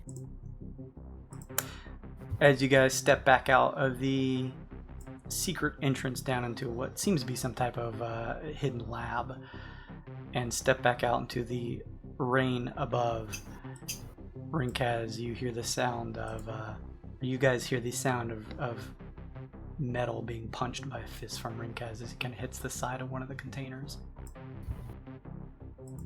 It's alright, Rinkaz. I share your smoldering rage, god damn it! I unleash a string of curses in Orin. Oh no, this is fine, because we have 72 hours to find a whole bunch of explosives to hide inside of that bag, so when we go see the big brain, we can give him a present. Well, that's not wonderful, but maybe if we let the masterminds know what's going on in their city, they can they can make something to help prevent it, because I feel like if everything becomes a hive mind, then everything that they've done is kind of pointless, and I don't know, they seem kind of geeky and proud of what they do. This could be a test. We could walk in there, bring this thing in, try to get one of them, and they could already know. Maybe it's one, like he said, a test. Whoever, maybe they already have all of them. Well, Us walking up. First step. Let's lay low at Decker's for a bit. He might know something, anything. I know it didn't seem like he had too much info on the Syndicate, but he has to know something more than us, right? Maybe. And what about Kui in all this? We still haven't found a way to fix her. That's our #1 goal originally. Well, I'm still waiting. Yeah, we have how many more days, Jason, until you're gonna find a hacker, maybe? Like, Hour. yeah, I was gonna say probably like 4 more hours. Shit. Alright. Nvidi, can you detect thoughts? Not that I know of. I've got What good about you? intuition, but no. New friend? Yeah. What is your name, by the way? Oh, glad you asked. My name is Paula. Oh shit. Hold on, I forgot. New character. Lumero. Oh, You can call me okay. Fa. That's cute. Fa is a perfect abbreviation to that. Did you know Chemo? Well, see, I'm not entirely sure. What? Oh. Pull up a chair for a backstory, will you? Can we find a nice dry place on the way to the Maester Mines to hear this person's story? Yeah, you guys could probably gather under one of the sort of vertical steel buildings. Some areas have at the base kind of inset inside where there's like a ceiling above you where you guys at least get out of the rain. There's still shifting people amongst the streets. I open up my flask and offer our new member a drink. Yeah, she takes it. What you got in there? Pretty good. I forgot. Oh, I think it was vodka. I don't know. It's alcohol. That's the important thing. Holy shit, is that what it is? Well, see, I really don't know how I know Kina. I kind of don't remember anything from before about 3 years ago. Oh, a case of amnesia? Yeah. Well, alright then, Fa. Do you know all of us? Have you seen our exploits? No. No. No, you have the TV show or whatever. Oh, that's What fine. Glossa, you can't have expected everyone to see it. I don't really. I don't have a lot of time for that sort of thing.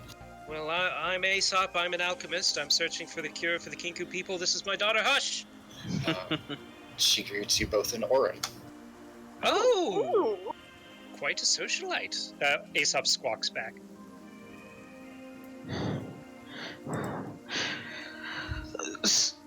So, what were you doing here following us? Well, see, I saw your vid while I was scoping out another job, and I heard Kibo talking, and it's the first familiar thing in 3 years. And I had to figure out how I knew this. He looked familiar, he sounded familiar. We even have the same kind of emblems, and she kind of shows you that she has a tattoo on her that Chemo also had, kind of the same insignia. Are you from Scourge as well? Oh, well, I don't think he was from Scourge, but he was on it for a while. Well, I mean, that's where I've been for the past 3 years. I'm curious. You don't remember where you're from originally? I can't say that I do. Who were you working with on? I kind of did my own thing. I didn't really have a lot of people to go to, so I just made money where I could. You said you were... Go ahead. I did a little street performing. That kind of helps me do my real job, which is kind of... She sizes you all up. Oh. Spying. Oh! I'm a Delightful. pretty decent spy. Well, that's good. We certainly have use of that. Go on, everyone else. Introduce yourselves. I'm Glosse Lore. You probably... Well, you haven't heard of me, but... No, actually, I do know you. Oh! I like elbow Aesop. Would you see that? You can hear Aesop's eyes rolling. You definitely command attention, and that definitely helps. She is the ruling caste, but My name is Sun Kong. He punches things. I do a lot. Fast. She gives you a little bow. Good to meet you. I'm Renkez. I shoot things, drink things, and I'm very pissed off. but it's a pleasure to meet you. As we all are. She throws at you in Draconic about one shot, one kill or some shit. I don't know. Whoa! How many languages do you speak? Well, gotta collect information, gotta speak all the languages. Makes sense. Makes sense. So are you spying for anyone right now? It's kind of a personal thing. I kind of used my money and all my favors to get here. You hiring? Well- It seems we are for the time being. Yeah, it looks like we have a spot open. Excellent. Oh, and last but not least, and I slap NVD on the small of his back.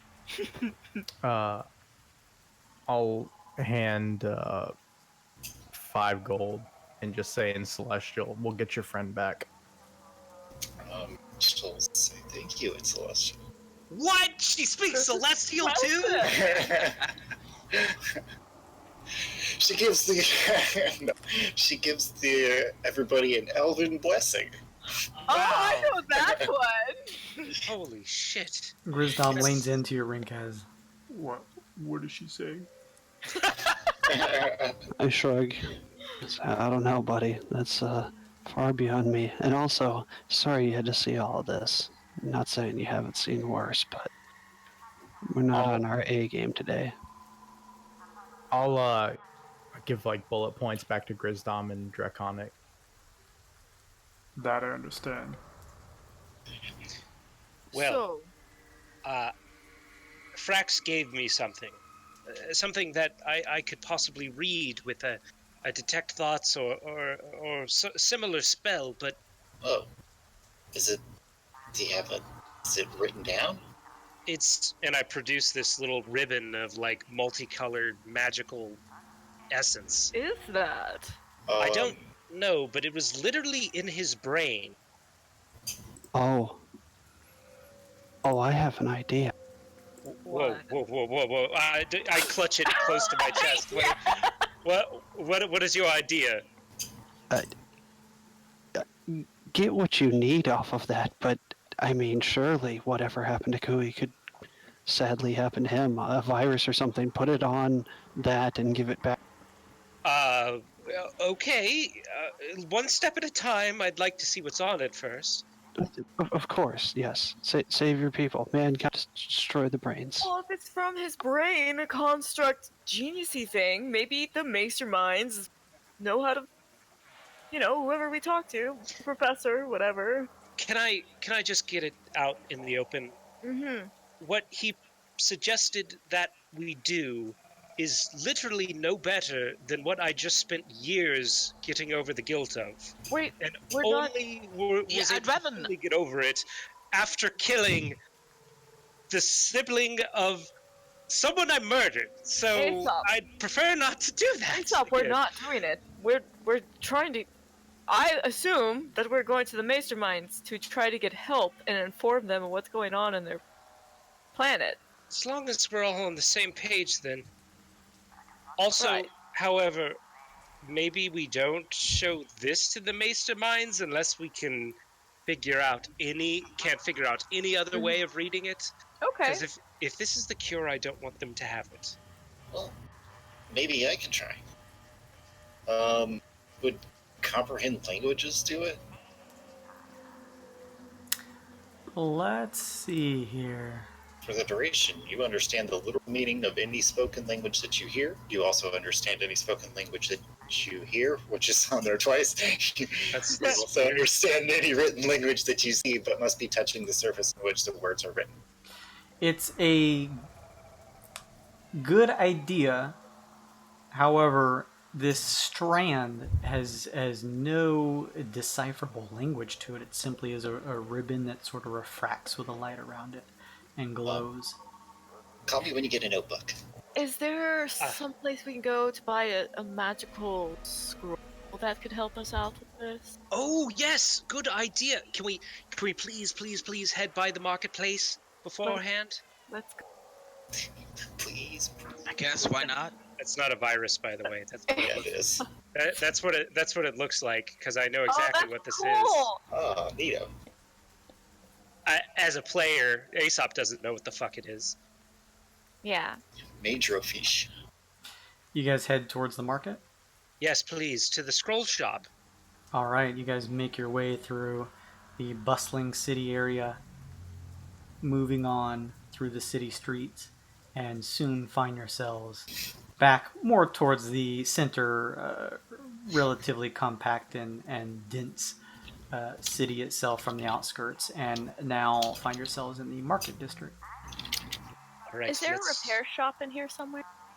Oh, for wreck. Good idea. Yeah. I can help fit the bill for that if we need. I can't pay for anything. I would help as well. You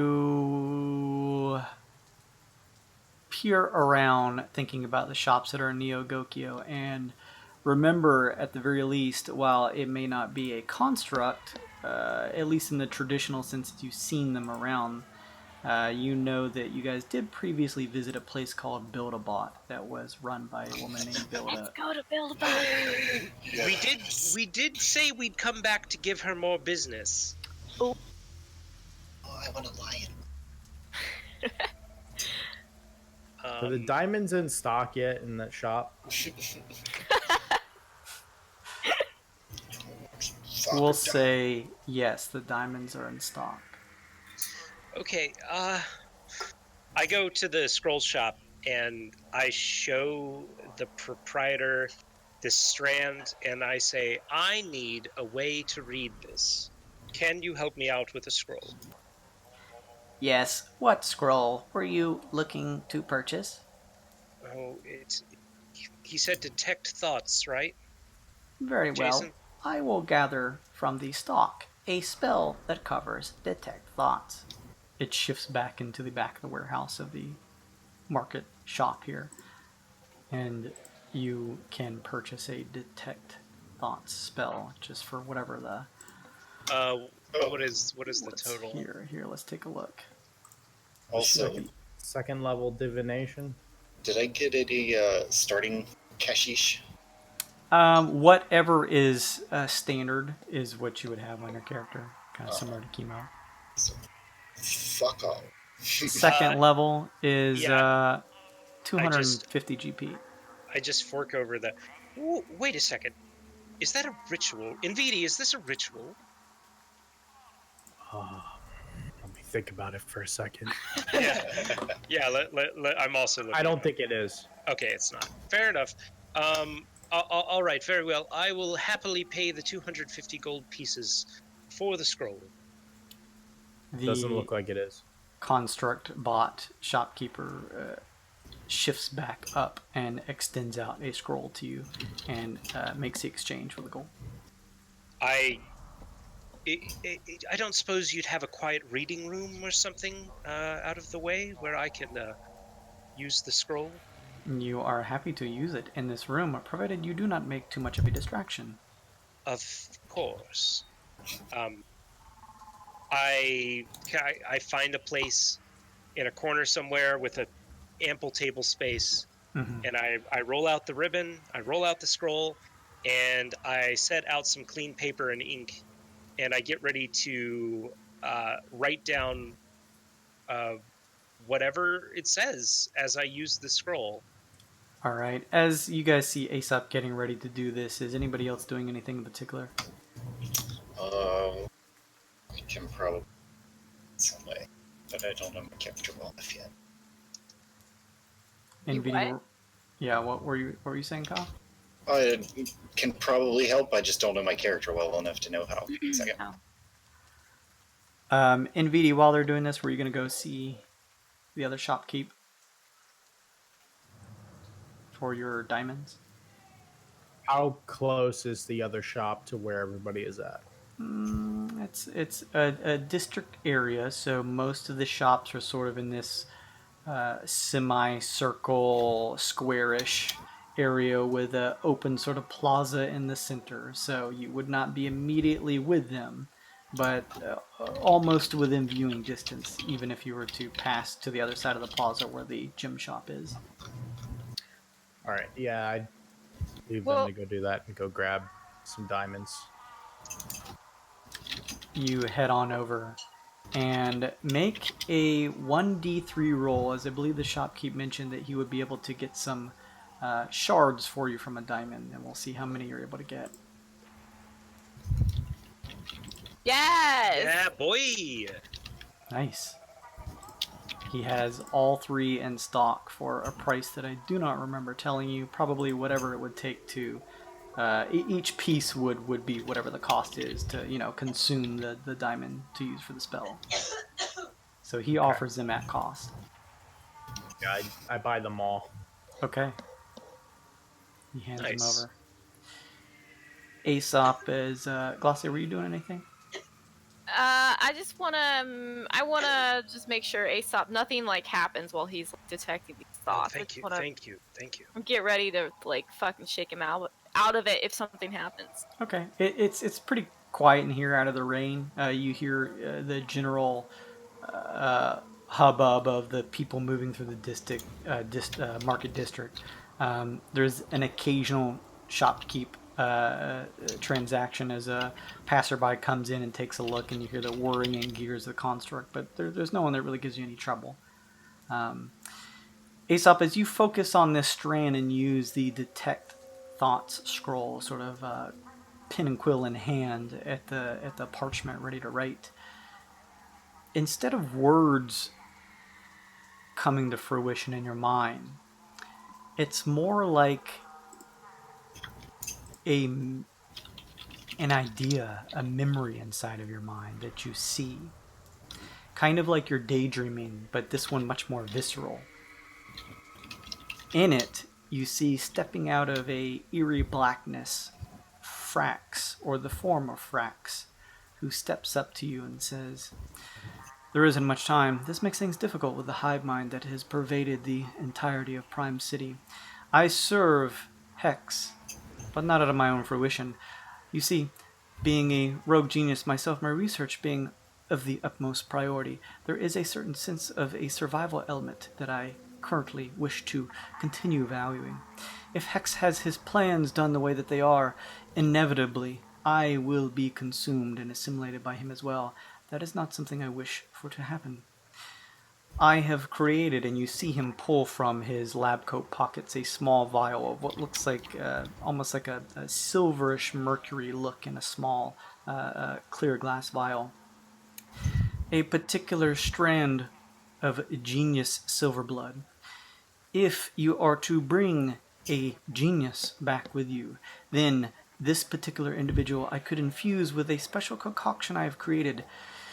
Once consumed by Hex, this would create a certain sense of paralyzation and confusion among him, at least for a certain period of time.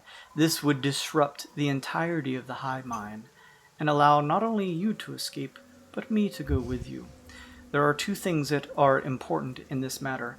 One being that you convince the genius that you speak to from the masterminds to not only help you out with whatever matter you see fit in your subterfuge to lure one out, but also that you bring him back for consummation with Hex. Whatever lie you need to tell or story that would provide the fact that perhaps his body or biomass is valuable to Hex, rather than simply being used as a spy within the masterminds. Upon his consummation, I will flee with you.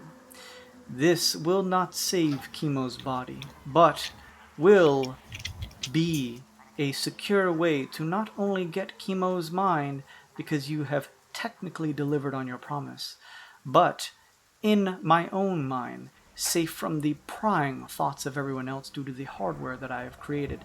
I have the vector for the cure for your people, and will share it with you upon exiting the planet." Yes. Robots don't lie.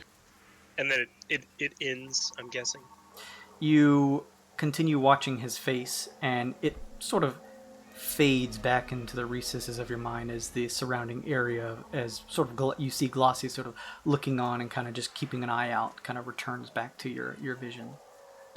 the strand that you look down that was once in your hands as you finish reading the scroll. You watch as the parchment of the scroll sort of dissipates and fragments, like it was burning up from fire, but there's no actual flame. It just sort of is consumed, and the strand simply, slowly turns translucent and disappears. Glace, and I run up and I hug her waist. Oh, are you okay? What? This is weird. the best possible outcome. Oh, so you're not dying. Okay, yes, that's good. Wait, why? This Frax fella, and I speak like in hushed tones, so like nobody can overhear us. Yeah, no one's particularly nearby. He's not completely under Hex's control yet. He has a plan to disrupt the hive mind. We just have to, do the thing with the masterminds, but we can get their minds back afterwards. Chemo's mind too. I'm sure the masterminds will wouldn't mind a new body, So, the mastermind. So we're not being honest with them. I mean, I think that's up to us, really. Well, I mean, if we tell them about what's going on and the sacrifice is for a greater good, I mean, maybe. I And the old man's old anyway. But what if he gets I mean, we can get him another body, right? I don't know how that works. I mean, I think we can. I mean, surely they have some sort of technology. I think we could maybe gingerly breach the subject with him. Mm-hmm. Oh, you sure are getting old, you old piece of shit. Can you maybe get a new body or something? Any retirement plans for when your body croaks, kind of? Because it looks like it could go any day now. And boy, have we got a deal for you. Anyway, We'll sell it to him. He has something called silver blood, and if we can get the mastermind back there, and the silver blood is integrated into this hexed thing, it'll disrupt the whole network. We can take Chemo's mind, X-22's mind, and then of course Frax will want to come back with us, and he is the one that has the cure formula. So everyone wins, right? We just need to find a new body for Chemo, and then everything's back to normal. Huh. while they're talking, could I take a look while we're waiting to see if I see a genius out here? Maybe walking. Oh, you don't even need to make a perception check. There, maybe not in a huge numbers, but there is the occasional passerby of what looks like a very lightly sort of desaturated skin tone of almost silverish looking skin of a genius that passes by every couple minutes. They're around here. What, do we just need to grab one of these nerds? I mean... It has to be a mastermind, you idiots. Don't just grab some genius and murder them. Rinkaz walks in with a large bag the size of a body that's thrashing around. I thought we were all on the same page. I mean, I have a portable cage, and we could turn them into a body. And if we see any of them, be like, hey, could you look at this? Does this smell like chloroform to you? Only bad boys get turned into bunnies. Oh, I am so glad. Oh, don't worry about it. You'll learn about that later. By the way, I turn into a giant raven monster, and Sun Kong turns into a bug thing. It's very scary. Don't worry about it. We all get hungry. I love that the secret's out now. It's like, hey, everybody, I turned into a murderous carnivorous bird. Hush knows I don't give a fuck shit! Who knows it? You're like Tourette's dad. Second. Every now and then, 22 just curses. Uses it as a bar trick. She turns and slowly nods your way. Shikimo. Or Fa now. Fa. Anyway, I regroup with the rest of the group and tell them everything I just told Glace. NVD catches up with you guys and you all regroup as Aesop shares this information from the knowledge that he gathered from the Thought Strand. Since we're here, can we go to Build-A-Bot and see if we can drop Wreck off to get repaired? Oh, let's do that, yes. And then we'll head straight to the Masterminds. And get X-22 and his hacker on the scene. In a 1 hour rest. You guys all regroup and head over to Build-A-Bots. I don't remember if I gave her like a southern accent or not. It was like Was the it? Okay. It was like the mechanic in Borderlands too, if I Okay. remember correctly. You guys head in, and there's a relatively burly-looking woman, but muscular, that is moving a wrench and tightening some screws in what looks to be a construct's body. Well, I'll be, she says, kind of throwing the wrench at her shoulder. You guys have returned. Well, welcome That's back, right. Tycoons. Yes, and we brought some business for you. Well, I'm glad y'all returned. Don't think I forgot about y'all saying you'd come back at some point. Been a hot minute, but glad to see everyone's in order. Oh, honey, We got tied up, right, Glace? a little. By the way, speaking of which, you're going to be the hero of our new season because I kind of like throw wreck on the counter. There's not gonna be a new season without you, honey. Well, holy shit. Free advertising. She sort of like uses the wrench to kind of scratch the back of her head where her bun is held and kind of stares at it. She kind of rolls her tongue in her mouth, kind of giving it a look over. Well, now, to be honest, I ain't ever fixed nothing like this before. She uses her wrench to sort of poke at it and kind of looks at the innards of it with it sort of being bisected and kind of looks on the inside. Oh, all of it's clean cut, honey. Clean cut.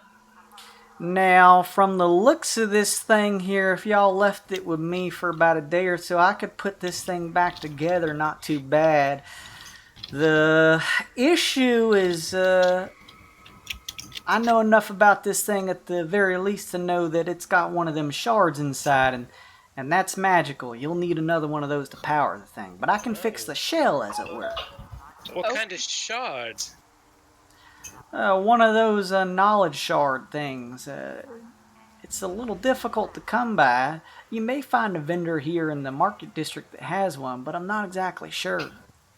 So the knowledge shard that was inside of it, the thing that it caught, like the memories that it caught already, it's gone. There's no way we can retrieve it.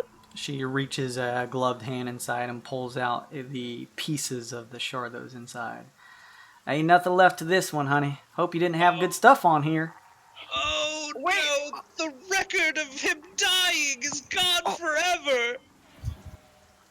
Oh, no. Is there any way to maybe cast a mend spell or any form of mending to fix that? Well, mend is a good idea. I've heard that the magic types have it, but on a magical item, that's where things get a bit more fishy. So I've heard.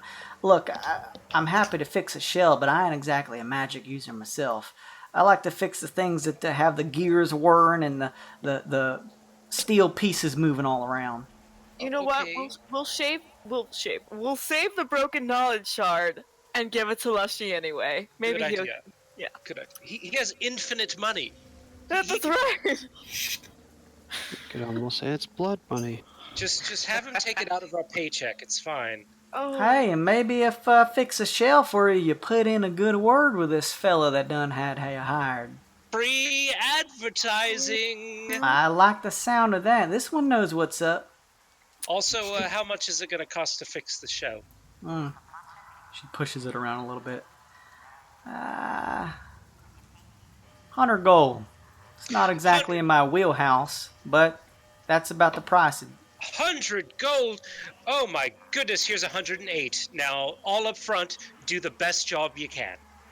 I'd say give me about a day. I never fixed something like this before, but I know my way around some constructs. Oh, wonderful. Fantastic. Again, this thing won't record for you now. You'll need the shard, but I'll at least get the thing repaired. Yeah. Oh, I looked at Aesop. That could be the last record of chemo, assuming. Glace has the shards, so if anyone can put them back together, it would be Lushy, right? He has all the money to pay somebody to do it. We'll just tell him to take it out of our next paycheck. Do we think that's possible? It's more possible for him to do it than us, from the sound of it. What say DM? God has no answer for you. You have no idea. So I'm keeping them regardless, and the next time we see or send anything to him, I will be sure to send those broken shards to him and tell him there's a tragic character death, and he would absolutely want to see it because it's the only record of it. Oh yes, he would. Oh yeah, he would die for that. He would die. Yes, he would die. Hey, and back up. We'll just make a nice doily with it, like embroidered with the pieces of the shard, and then put Chemo's brain on top of it in the ship. Cute, Asa. That was a joke. I'm not very good at them. Fucker looks pallid. Sorry, that's gallows humor. Sorry. He's a blood doctor. It's probably a geeky doctor thing. A hematologist? Yeah, whatever. I like this one. She's smart. I overcompensated. Maybe if he gets the brain, he could be a chematologist. I am leaving now. Oh, no. Okay, well, goodbye. Alrighty, come back in about a day and I'll have this thing fixed up for you now, she says, kind of behind the counter. She's already sort of playing with it with a gloved hand inside the innards. Can we do like a quick sector sweep to see if there would be anywhere that would sell a knowledge shard? Yes, you guys get the sense that if there was a place specifically, now that you guys are kind of find yourselves around the relative proximity of the market district, that was to have something that may sell these knowledge shards, that it would more than likely be Not here. There's none that exist. You could try the jewelry merchant. That's the only place that, as you guys kind of peer around the offering of shops, that gives you the sense that it may be something that is offered there. Bust through the door. Blank knowledge shards. You got them? I will ask for you to get a 16 through 20 on a d20 roll. Oh, Everyone or God. just one person? Oh, can he use an inspiration? I'll Don't allow forget good boy cards. I'll allow him to use an inspiration. Oh, We what's got this? this. I That's- mean, It's not This- a saving it's throw. not a saving throw. This is- Rinkaz. Use them before you lose them. Maybe there's a here you go. fortuitous circumstance. You- Maybe there's a Is there a fortuitous circumstance that the jeweler knows how to fix the knowledge shard? Oh, that's an interesting idea. You would Oh. have to use the card to see.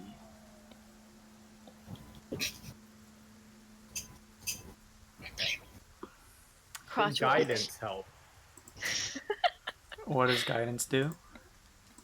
I mean, no, you- that adds a plus to nothing, a DM decision. So, in this case, I would say no. The shopkeep who overlooks your requests and kind of runs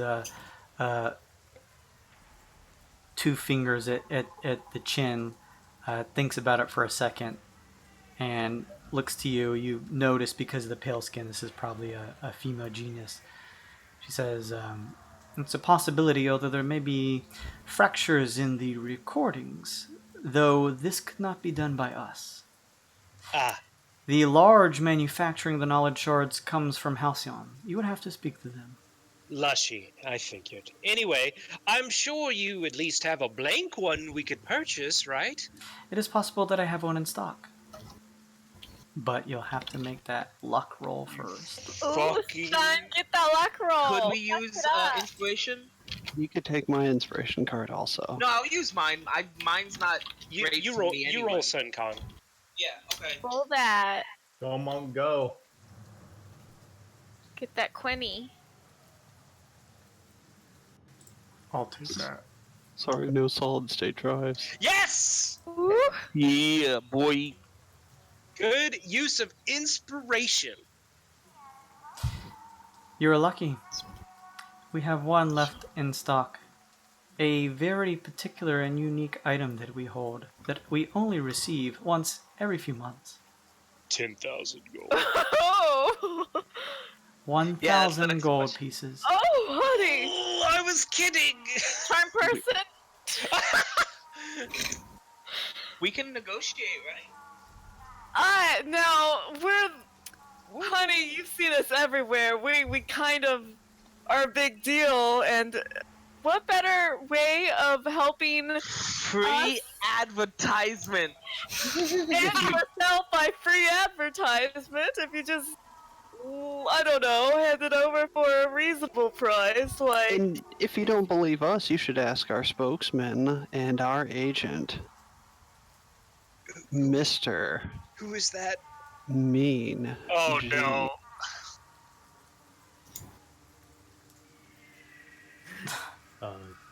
Brinkaz, do we really want Mean Gene right now? We want Mean Gene. Yeah, we definitely need a knowledge shard. Oh. I got the gold, you got the goods. Let's make it happen. Let's do a deal. My goggles are geeked. What can we do? Are you trained in persuasion, MVD? I am trained in persuasion, +9. I'll say then, because Glace was initiating this, the Glace, you make a persuasion check at advantage. Okay. What I a... love having two faces in the party. Wow, they're both the same number, so that's gonna be persuasion 11, 12, 13, 23. Nice. That is the base price that we typically charge for such an item.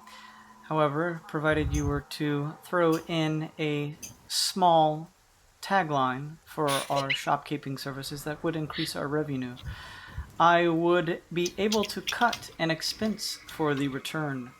750 gold pieces. Brilliant. Oh man, small tagline? No. We only do big tagline. Big, huge tagline. 750, you got it. Slam down on the table, right there. Count it, gold for gold. We're done. I forgot to mention, Fa, he also goes into a fugue state sometimes. That's normal though, it's fine. The tagline will be huge. The hugest you've ever seen. Our knowledge shards are huge! The best knowledge shards. The best knowledge shards ever come from this shop, Neo Gokyo. Book it. Oh my god. Here, please take the knowledge shard. Please take it and leave. Oh, shit. Finger guns! Bang! What's your name, honey, so we can scream it out to the whole Twixt? Zelsia, Zelsia, what's the tagline that your store goes by? I believe you would be more equipped to come up with something inventive for my shop. Oh, you want to What was start? the name of the shop again? Zelsia, best there are. It rhymes. We got it. Perfect. Oh, dear lord. Okay. Tell him Mean Gene sent you. The actual owner is Fizzlepop, but the name of the shop is Fizzlepop Stones. Though I would not mind a personal shout out. Oh, yes. You want to buy some What you got? Zelsia will sell it. Oh, Work on it. oh. Zelsia will Zelsia. fizzle pop till you drop. We got it. We're gonna workshop it over the next couple of days. We'll get it. Don't worry. And your business is appreciated. Thank you. I lean over to Mean Gene and VD like, you know we have to use Mean Gene for recording these ads too, right? I'll do it because we need it. Sure. All right. Maybe Jashini can help. Not because I find any joy. Yeah, actually, yeah, she could help. Sex sells. Anyway, It I had does. That's why she's around. maybe it's best for Glace to hold on to it. Sure. Like the keeper of wreck. I'm buying it, right? It sounded like you did. You slammed down 750, right? I can help if you need help. I got it. Oh, thank you. I try to impersonate, what's her name? The gypsy girl. Thank you, NVT. Oh, Jashini. Yeah. She- Glossy just puts it in a necklace and puts it around her neck. Yeah, that's a cute idea. Safe. Out in the open and on my neck. Fashion statement. All right. Yeah, now if someone slices it with a sword, they'll just take your head too. That's not good mojo, monkey. Well, that's the death of a season anyway if I die, so... That's true. What's the point after that? We all back up and go our separate ways. We are out of work. The show really jumped the shark after Glossy got beheaded on live television. Anyway, we have a genius to go to convince to be dead for a while. We just have to explain the logics behind it. They like that kind of thing. Well, let's get them to fix Kui first, and then we can swindle them. Yeah, it's not swindling. I think they're actually going to be quite amiable about it. Mm-hmm. I mean, what's better than having your knowledge shared with the entire universe in a hive mind for eternity? Okay, I feel like they would hate that. That's not the end goal, though. We're going to rescue him afterwards. Mm-hmm.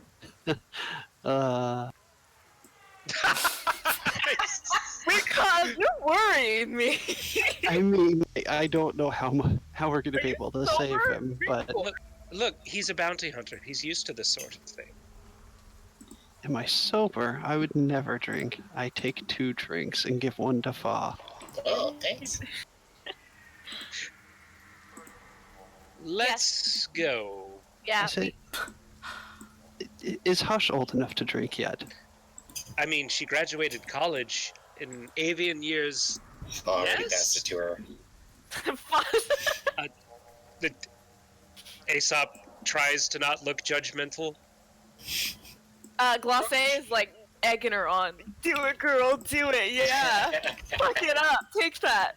After everything she's seen today, she just takes a pretty healthy swig and then hands it back. No, I'm traumatizing my daughter. Aesop, she has totally done that before. I look to Nvidia. What has she been chugging? Has she now? Gets one of those chugging funnels and takes it like a baby bird. Oh God. Oh no. Sometimes you have to train your gut as much as you train your brain. Oh, yes. PG, not for this situation. It does. Oh no. You're not helping yourself. I don't help anybody but us. Yeah. I pat Hush on the back and I just mouth, "We're gonna get through this, okay? It's gonna be fine." She what we said to keep us. wipes her beak with a claw and gives you like a nod, like, yeah, sure. Oh God, this is breaking my heart, Jason. Stop it. Remember one of the last things I said to Chemo? It's all gonna be fine. Oh God. The fuck up, Sun Kong, right now. God, she's slurring her words. Oh no, that was just cause. That is not funny. Are we out of earshot of the shopkeep yet? Oh, you Yeah, we're guys. on our way.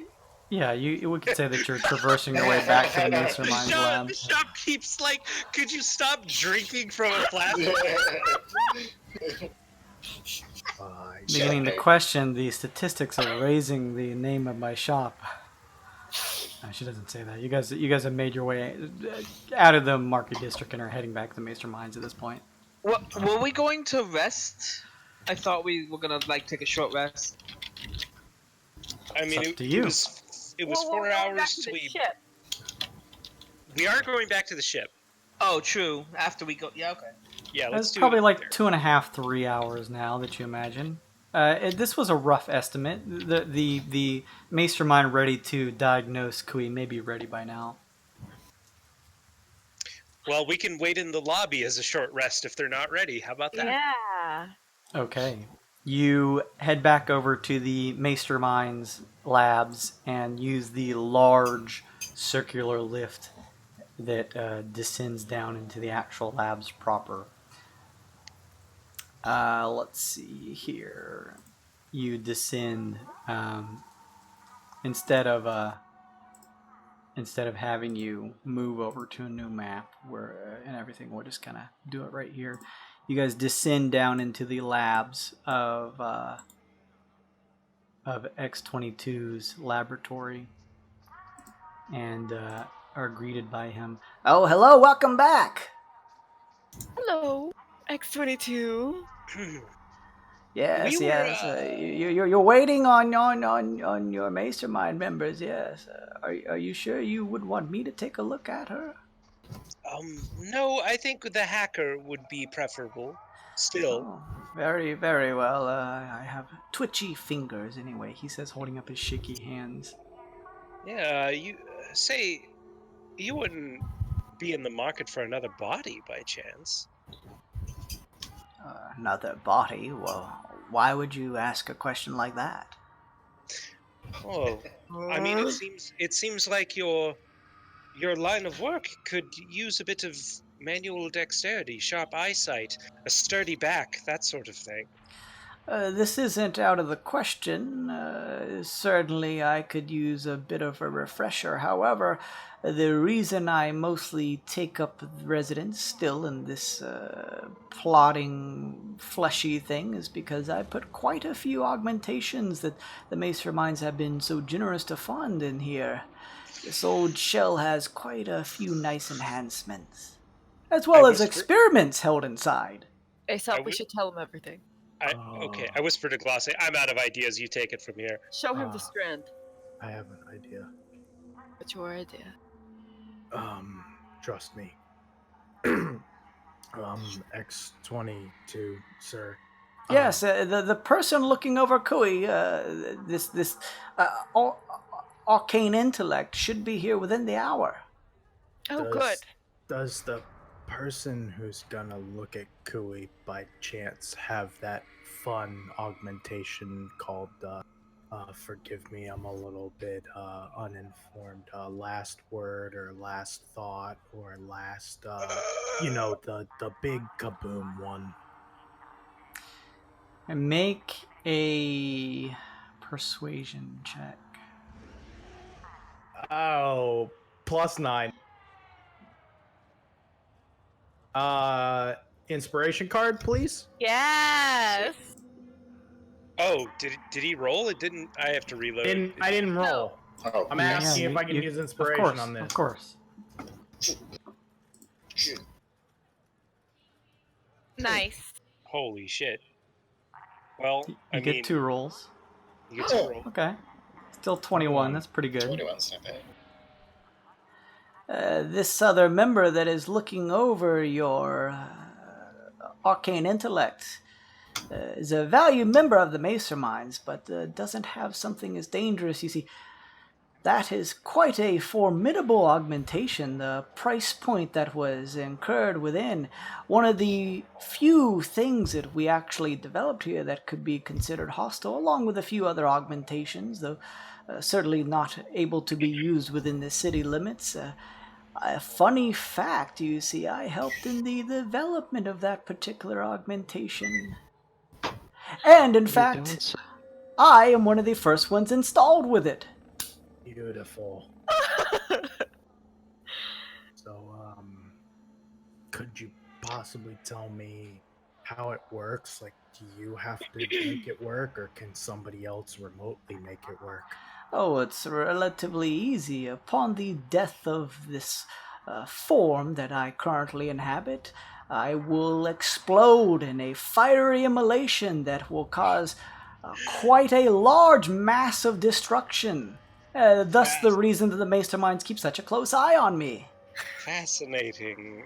There's just a chaotic energy. Like, if you pass away in the night, do you just explode?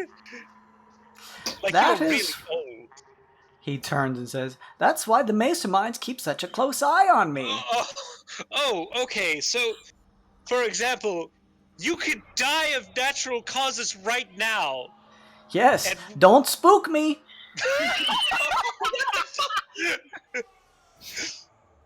Okay. The whole time. That's my plan. I think you guys are figuring out how I'm thinking. Yes.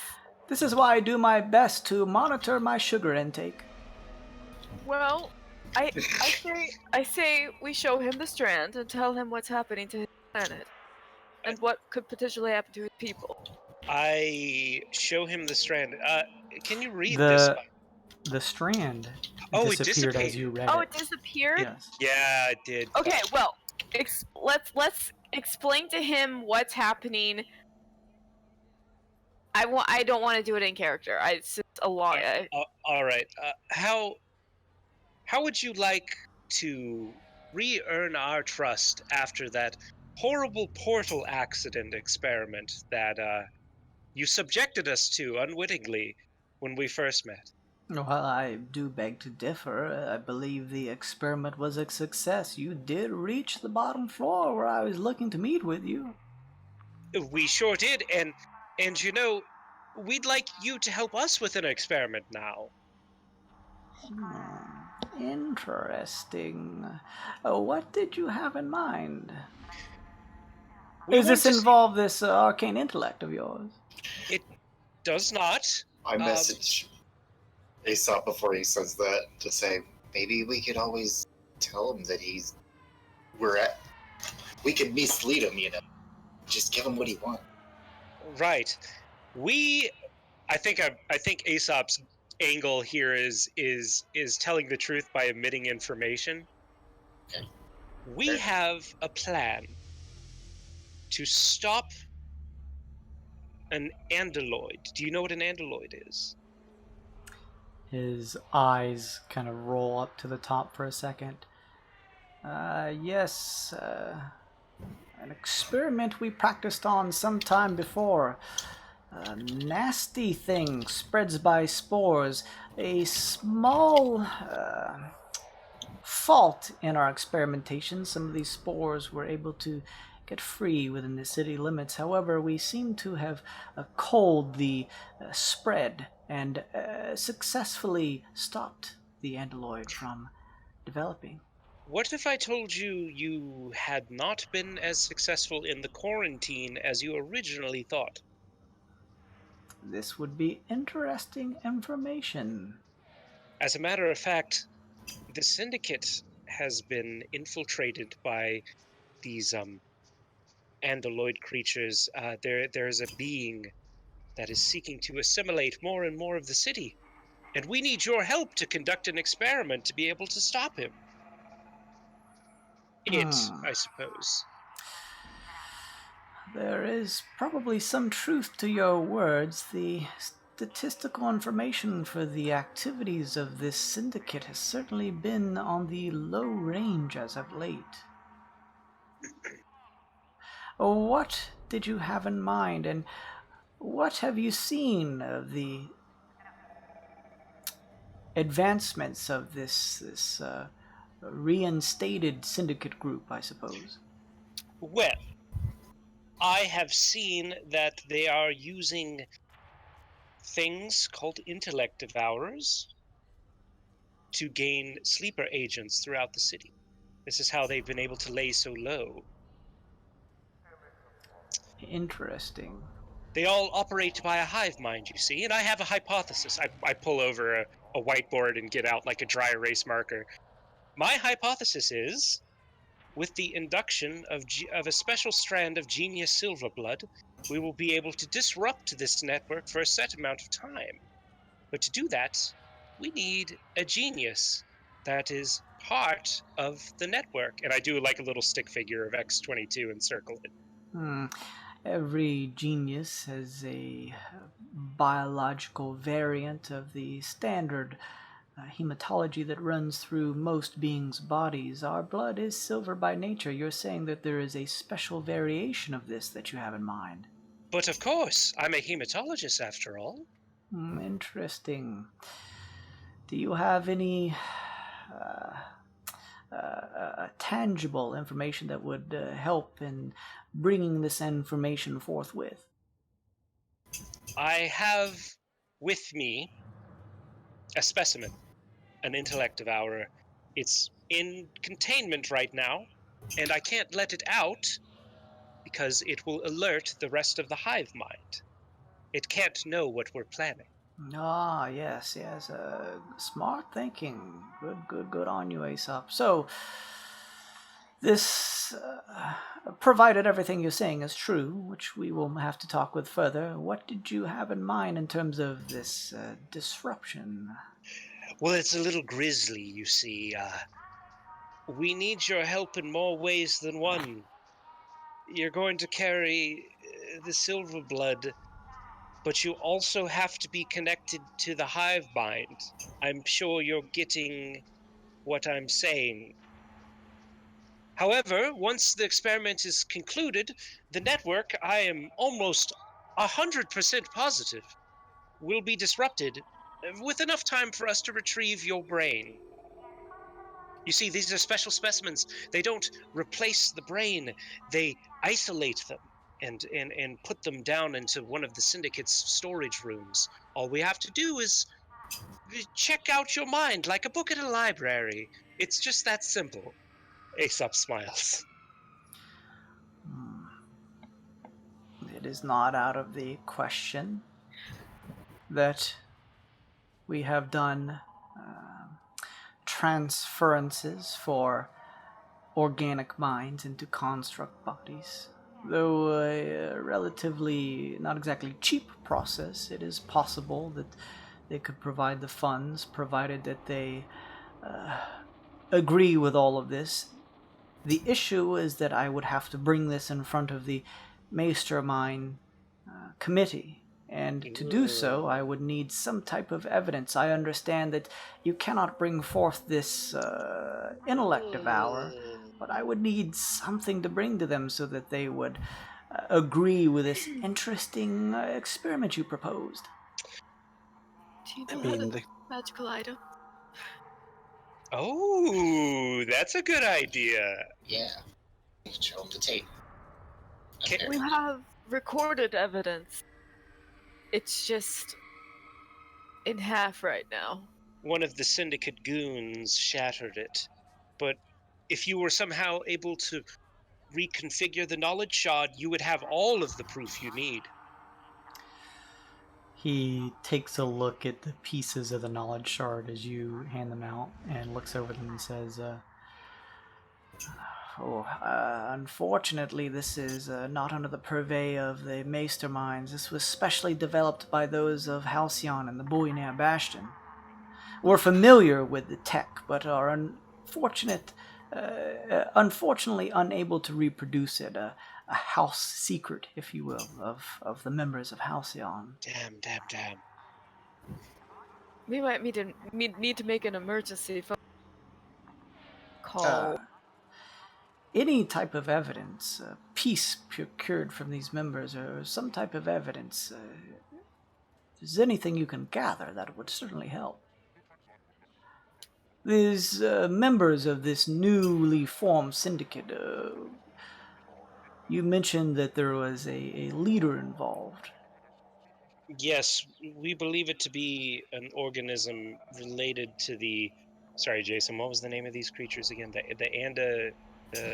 The Andaloid, and it was mentioned that it was once a Modron.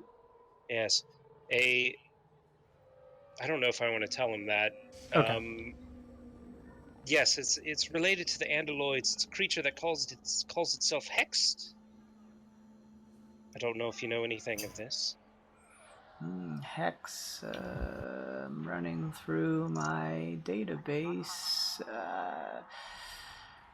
The connotations of the name is not familiar with anyone that I currently know in my catalog of those that I work with. It relates to various creatures, however. Interesting. What kind of creatures? Let's see here. Hex. There is Hex as a magical ability that certain beings are able to cast. In terms of actual individuals or creations, there is the Hexton of the Modron make, a very high society, a high-ranking member of the Modron society. Stop! Tell him! We have reason to believe it could be a rogue Modron. A Hexton? Perhaps. Hey. If what you say is true, This would have to be some type of ill-programmed member. We know that it seeks nothing less than total assimilation of all living creatures on this planet. That was the words exactly from the Syndicate. Interesting. Yes, certainly, probably a rogue model, I surmise. If that is the case, then a Hexton is certainly a fearful individual. If it has shifted away from its orderly, typical alignments. Did you meet this individual? Were you able to, or think of a way to perhaps bring me some material from him, or perhaps other members of the syndicate unit? I mean, there were a few taxis that we did battle on that had the remains of some of these creatures, but I'm sure they would have been cleaned off by now. What about its sensation? I'm sure they scrubbed the place as soon as we left. True, they did say they were gonna clean. Oh, God, does anyone have anything? There were reports of some type of explosion and confrontation in the skies nearby the Felicity Towers. I did hear of that, yes. Any other individuals that may be related to this syndicate? Or the vultures, as I've heard the name whispered, that you could bring in something tangible? Or information that is tied to them in some tangible way? I mean, or, if you have none now, a way to procure it? I mean, the way to procure it would be if you participated in this experiment, not only would we have concrete proof, we would have a testing of a hypothesis that would involve this hexed creature. Oh, go ahead. Could I try to persuade him to go along with our plan? In what way? Well, gunpoint. I explained to him that being a bodyguard for so many long years that I understand the cost of it, and I mean, obviously they don't want to spend all the money to watch over you constantly all the time, that maybe alleviating those guards after he proceeds with this and is introduced into a new body, that those funds could just go to fund that, and instead of having a, lack of better terms, old landmine ready to explode, they'd have him inside of a nice new fresh body to where he could continue his research with all the years of vast knowledge and experiments to aid for another millennia or however old this codger is. This is something that the Maester minds would deeply consider and potentially be on your side. But I must first convince them that this is the case by providing them evidence that we intend to use this old shell as a ticking time bomb, as it were, to disrupt this entity. No doubt, even though it may have used some amount of subterfuge as spies throughout Neogokyo Prime, that it is potential that they could have invaded the masterminds. At the very least, they have probably caused issues with our tight schedules with our experiments here, and I would certainly, as well as most of the other mastermind members, would like to cull this interruption. However, to do so, I would need to bring the committee some type of information that would prove that this new, really formed syndicate is an issue. That is the matter at hand. Then they would agree to the funding of a new form for me. I mean, the explosion, is that not evidence enough? It was caused by them. What kind of proof are you looking for? Yeah. Something that proves that this group exists.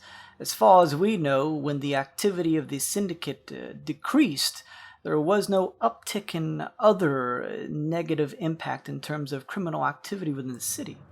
We believe that the syndicate was simply waning in their dealings of the underground items that they more than likely imported through this ways. The explosion would certainly be an event, Aesop. However, This could as easily be triggered by me slipping down the stairs. Oh God, don't What? say that. Is there a way to detect if somebody has an intellect devourer inside their head? Like, are there any tests that you can run? Maybe that's what he was saying when he told us to detect them. Oh. Interesting. This is a possibility. Yes, we could run a certain amount of truth tests and variable testing to ascertain whether a particular member of Neo Gokyo Prime is under the purvey of one of these intellect devourers. However, as Aesop has mentioned before, that would certainly give away your intentions, as it is part of the hive mind. Yes, I can't afford to bring him out just yet. Do you have any form of scanners? Discreet, maybe, to see if any of these people... We certainly have the scanners that we ran on your bodies previously some time ago, but if it is the intellect of ours we are talking about, once they have merged with the body's minds, they are indiscernible from anyone else's. What if we put the jar that you have in your bag in a bigger jar of what is it? It's like the jar that stops time, like the. Or, you know what we could do? The creature, we just have to convince it. With the devourer itself, would that be enough evidence for you? It would certainly serve as a important piece that would potentially convince him, yes, especially a live specimen. Well, if something is possible that you could come up with. Well, okay. If we can convince the creature, we just have to pull a ruse for the creature. Make it think that something has gone wrong, that you're not in on it. You know? But that would be the only evidence we could provide unless we went back to the syndicate, but that's quite risky. Yes, indeed it is. How would you surmise to pull off something like that? I imagine you were given the intellect of ours to take over my own form or one of my associates, am I correct? Yes. This is part of the experiment I want to run, yes. I think we could stage something that made it look like you had captured and were questioning me. If you could get someone to bring out the intellect devourer on their own from my bag and have the creature see me in restraints, I think that would do enough to fool it. Then you just simply place it back in the bag. Well, you know, our newest member here has been invisible the entire time, and it didn't see her before. It doesn't know your face. Yeah. And she could just change her face into a Veerbog if she wants, apparently. Right. It could be like you were mugging me, even. Just have it be recorded by the masterminds here. Make sure the camera gets a good look at it, make sure the creature gets a good look at me, and then just put it back in the bag. Think that'd work? Maybe you pretend to be a fence that I'm selling some stolen bags to. I suppose so. Interesting. Well, I meant, Yeah, I know. The individual from the masterminds that is inspecting your arcane intellect is from the committee themselves, specifically specialists in their field. A gnome, but he is good at what he does, despite not being a genius. If this was to happen with you staging this, it is a possibility that with him seeing this occur, he could bring this information to the rest of the committee, and they could agree to this act. However, it is almost time that he will be arriving. I suggest that you all take a load off from your whatever you've been doing recently. Relax a bit, see if you can come up with an ironed out plan. We will regroup within the hour when he is close to arriving and can carry on from there. How does that sound? Sounds as good as it's going to get, I think. Good. Well, that sounds good to me. This is an interesting idea, and I am willing to, well, it's been nice being housed in this old shell, but I wouldn't mind something new, something fresh, something cold and steel and unwavering in its motions of its robotic nature. Uh-huh. Well then, sounds good. Yes.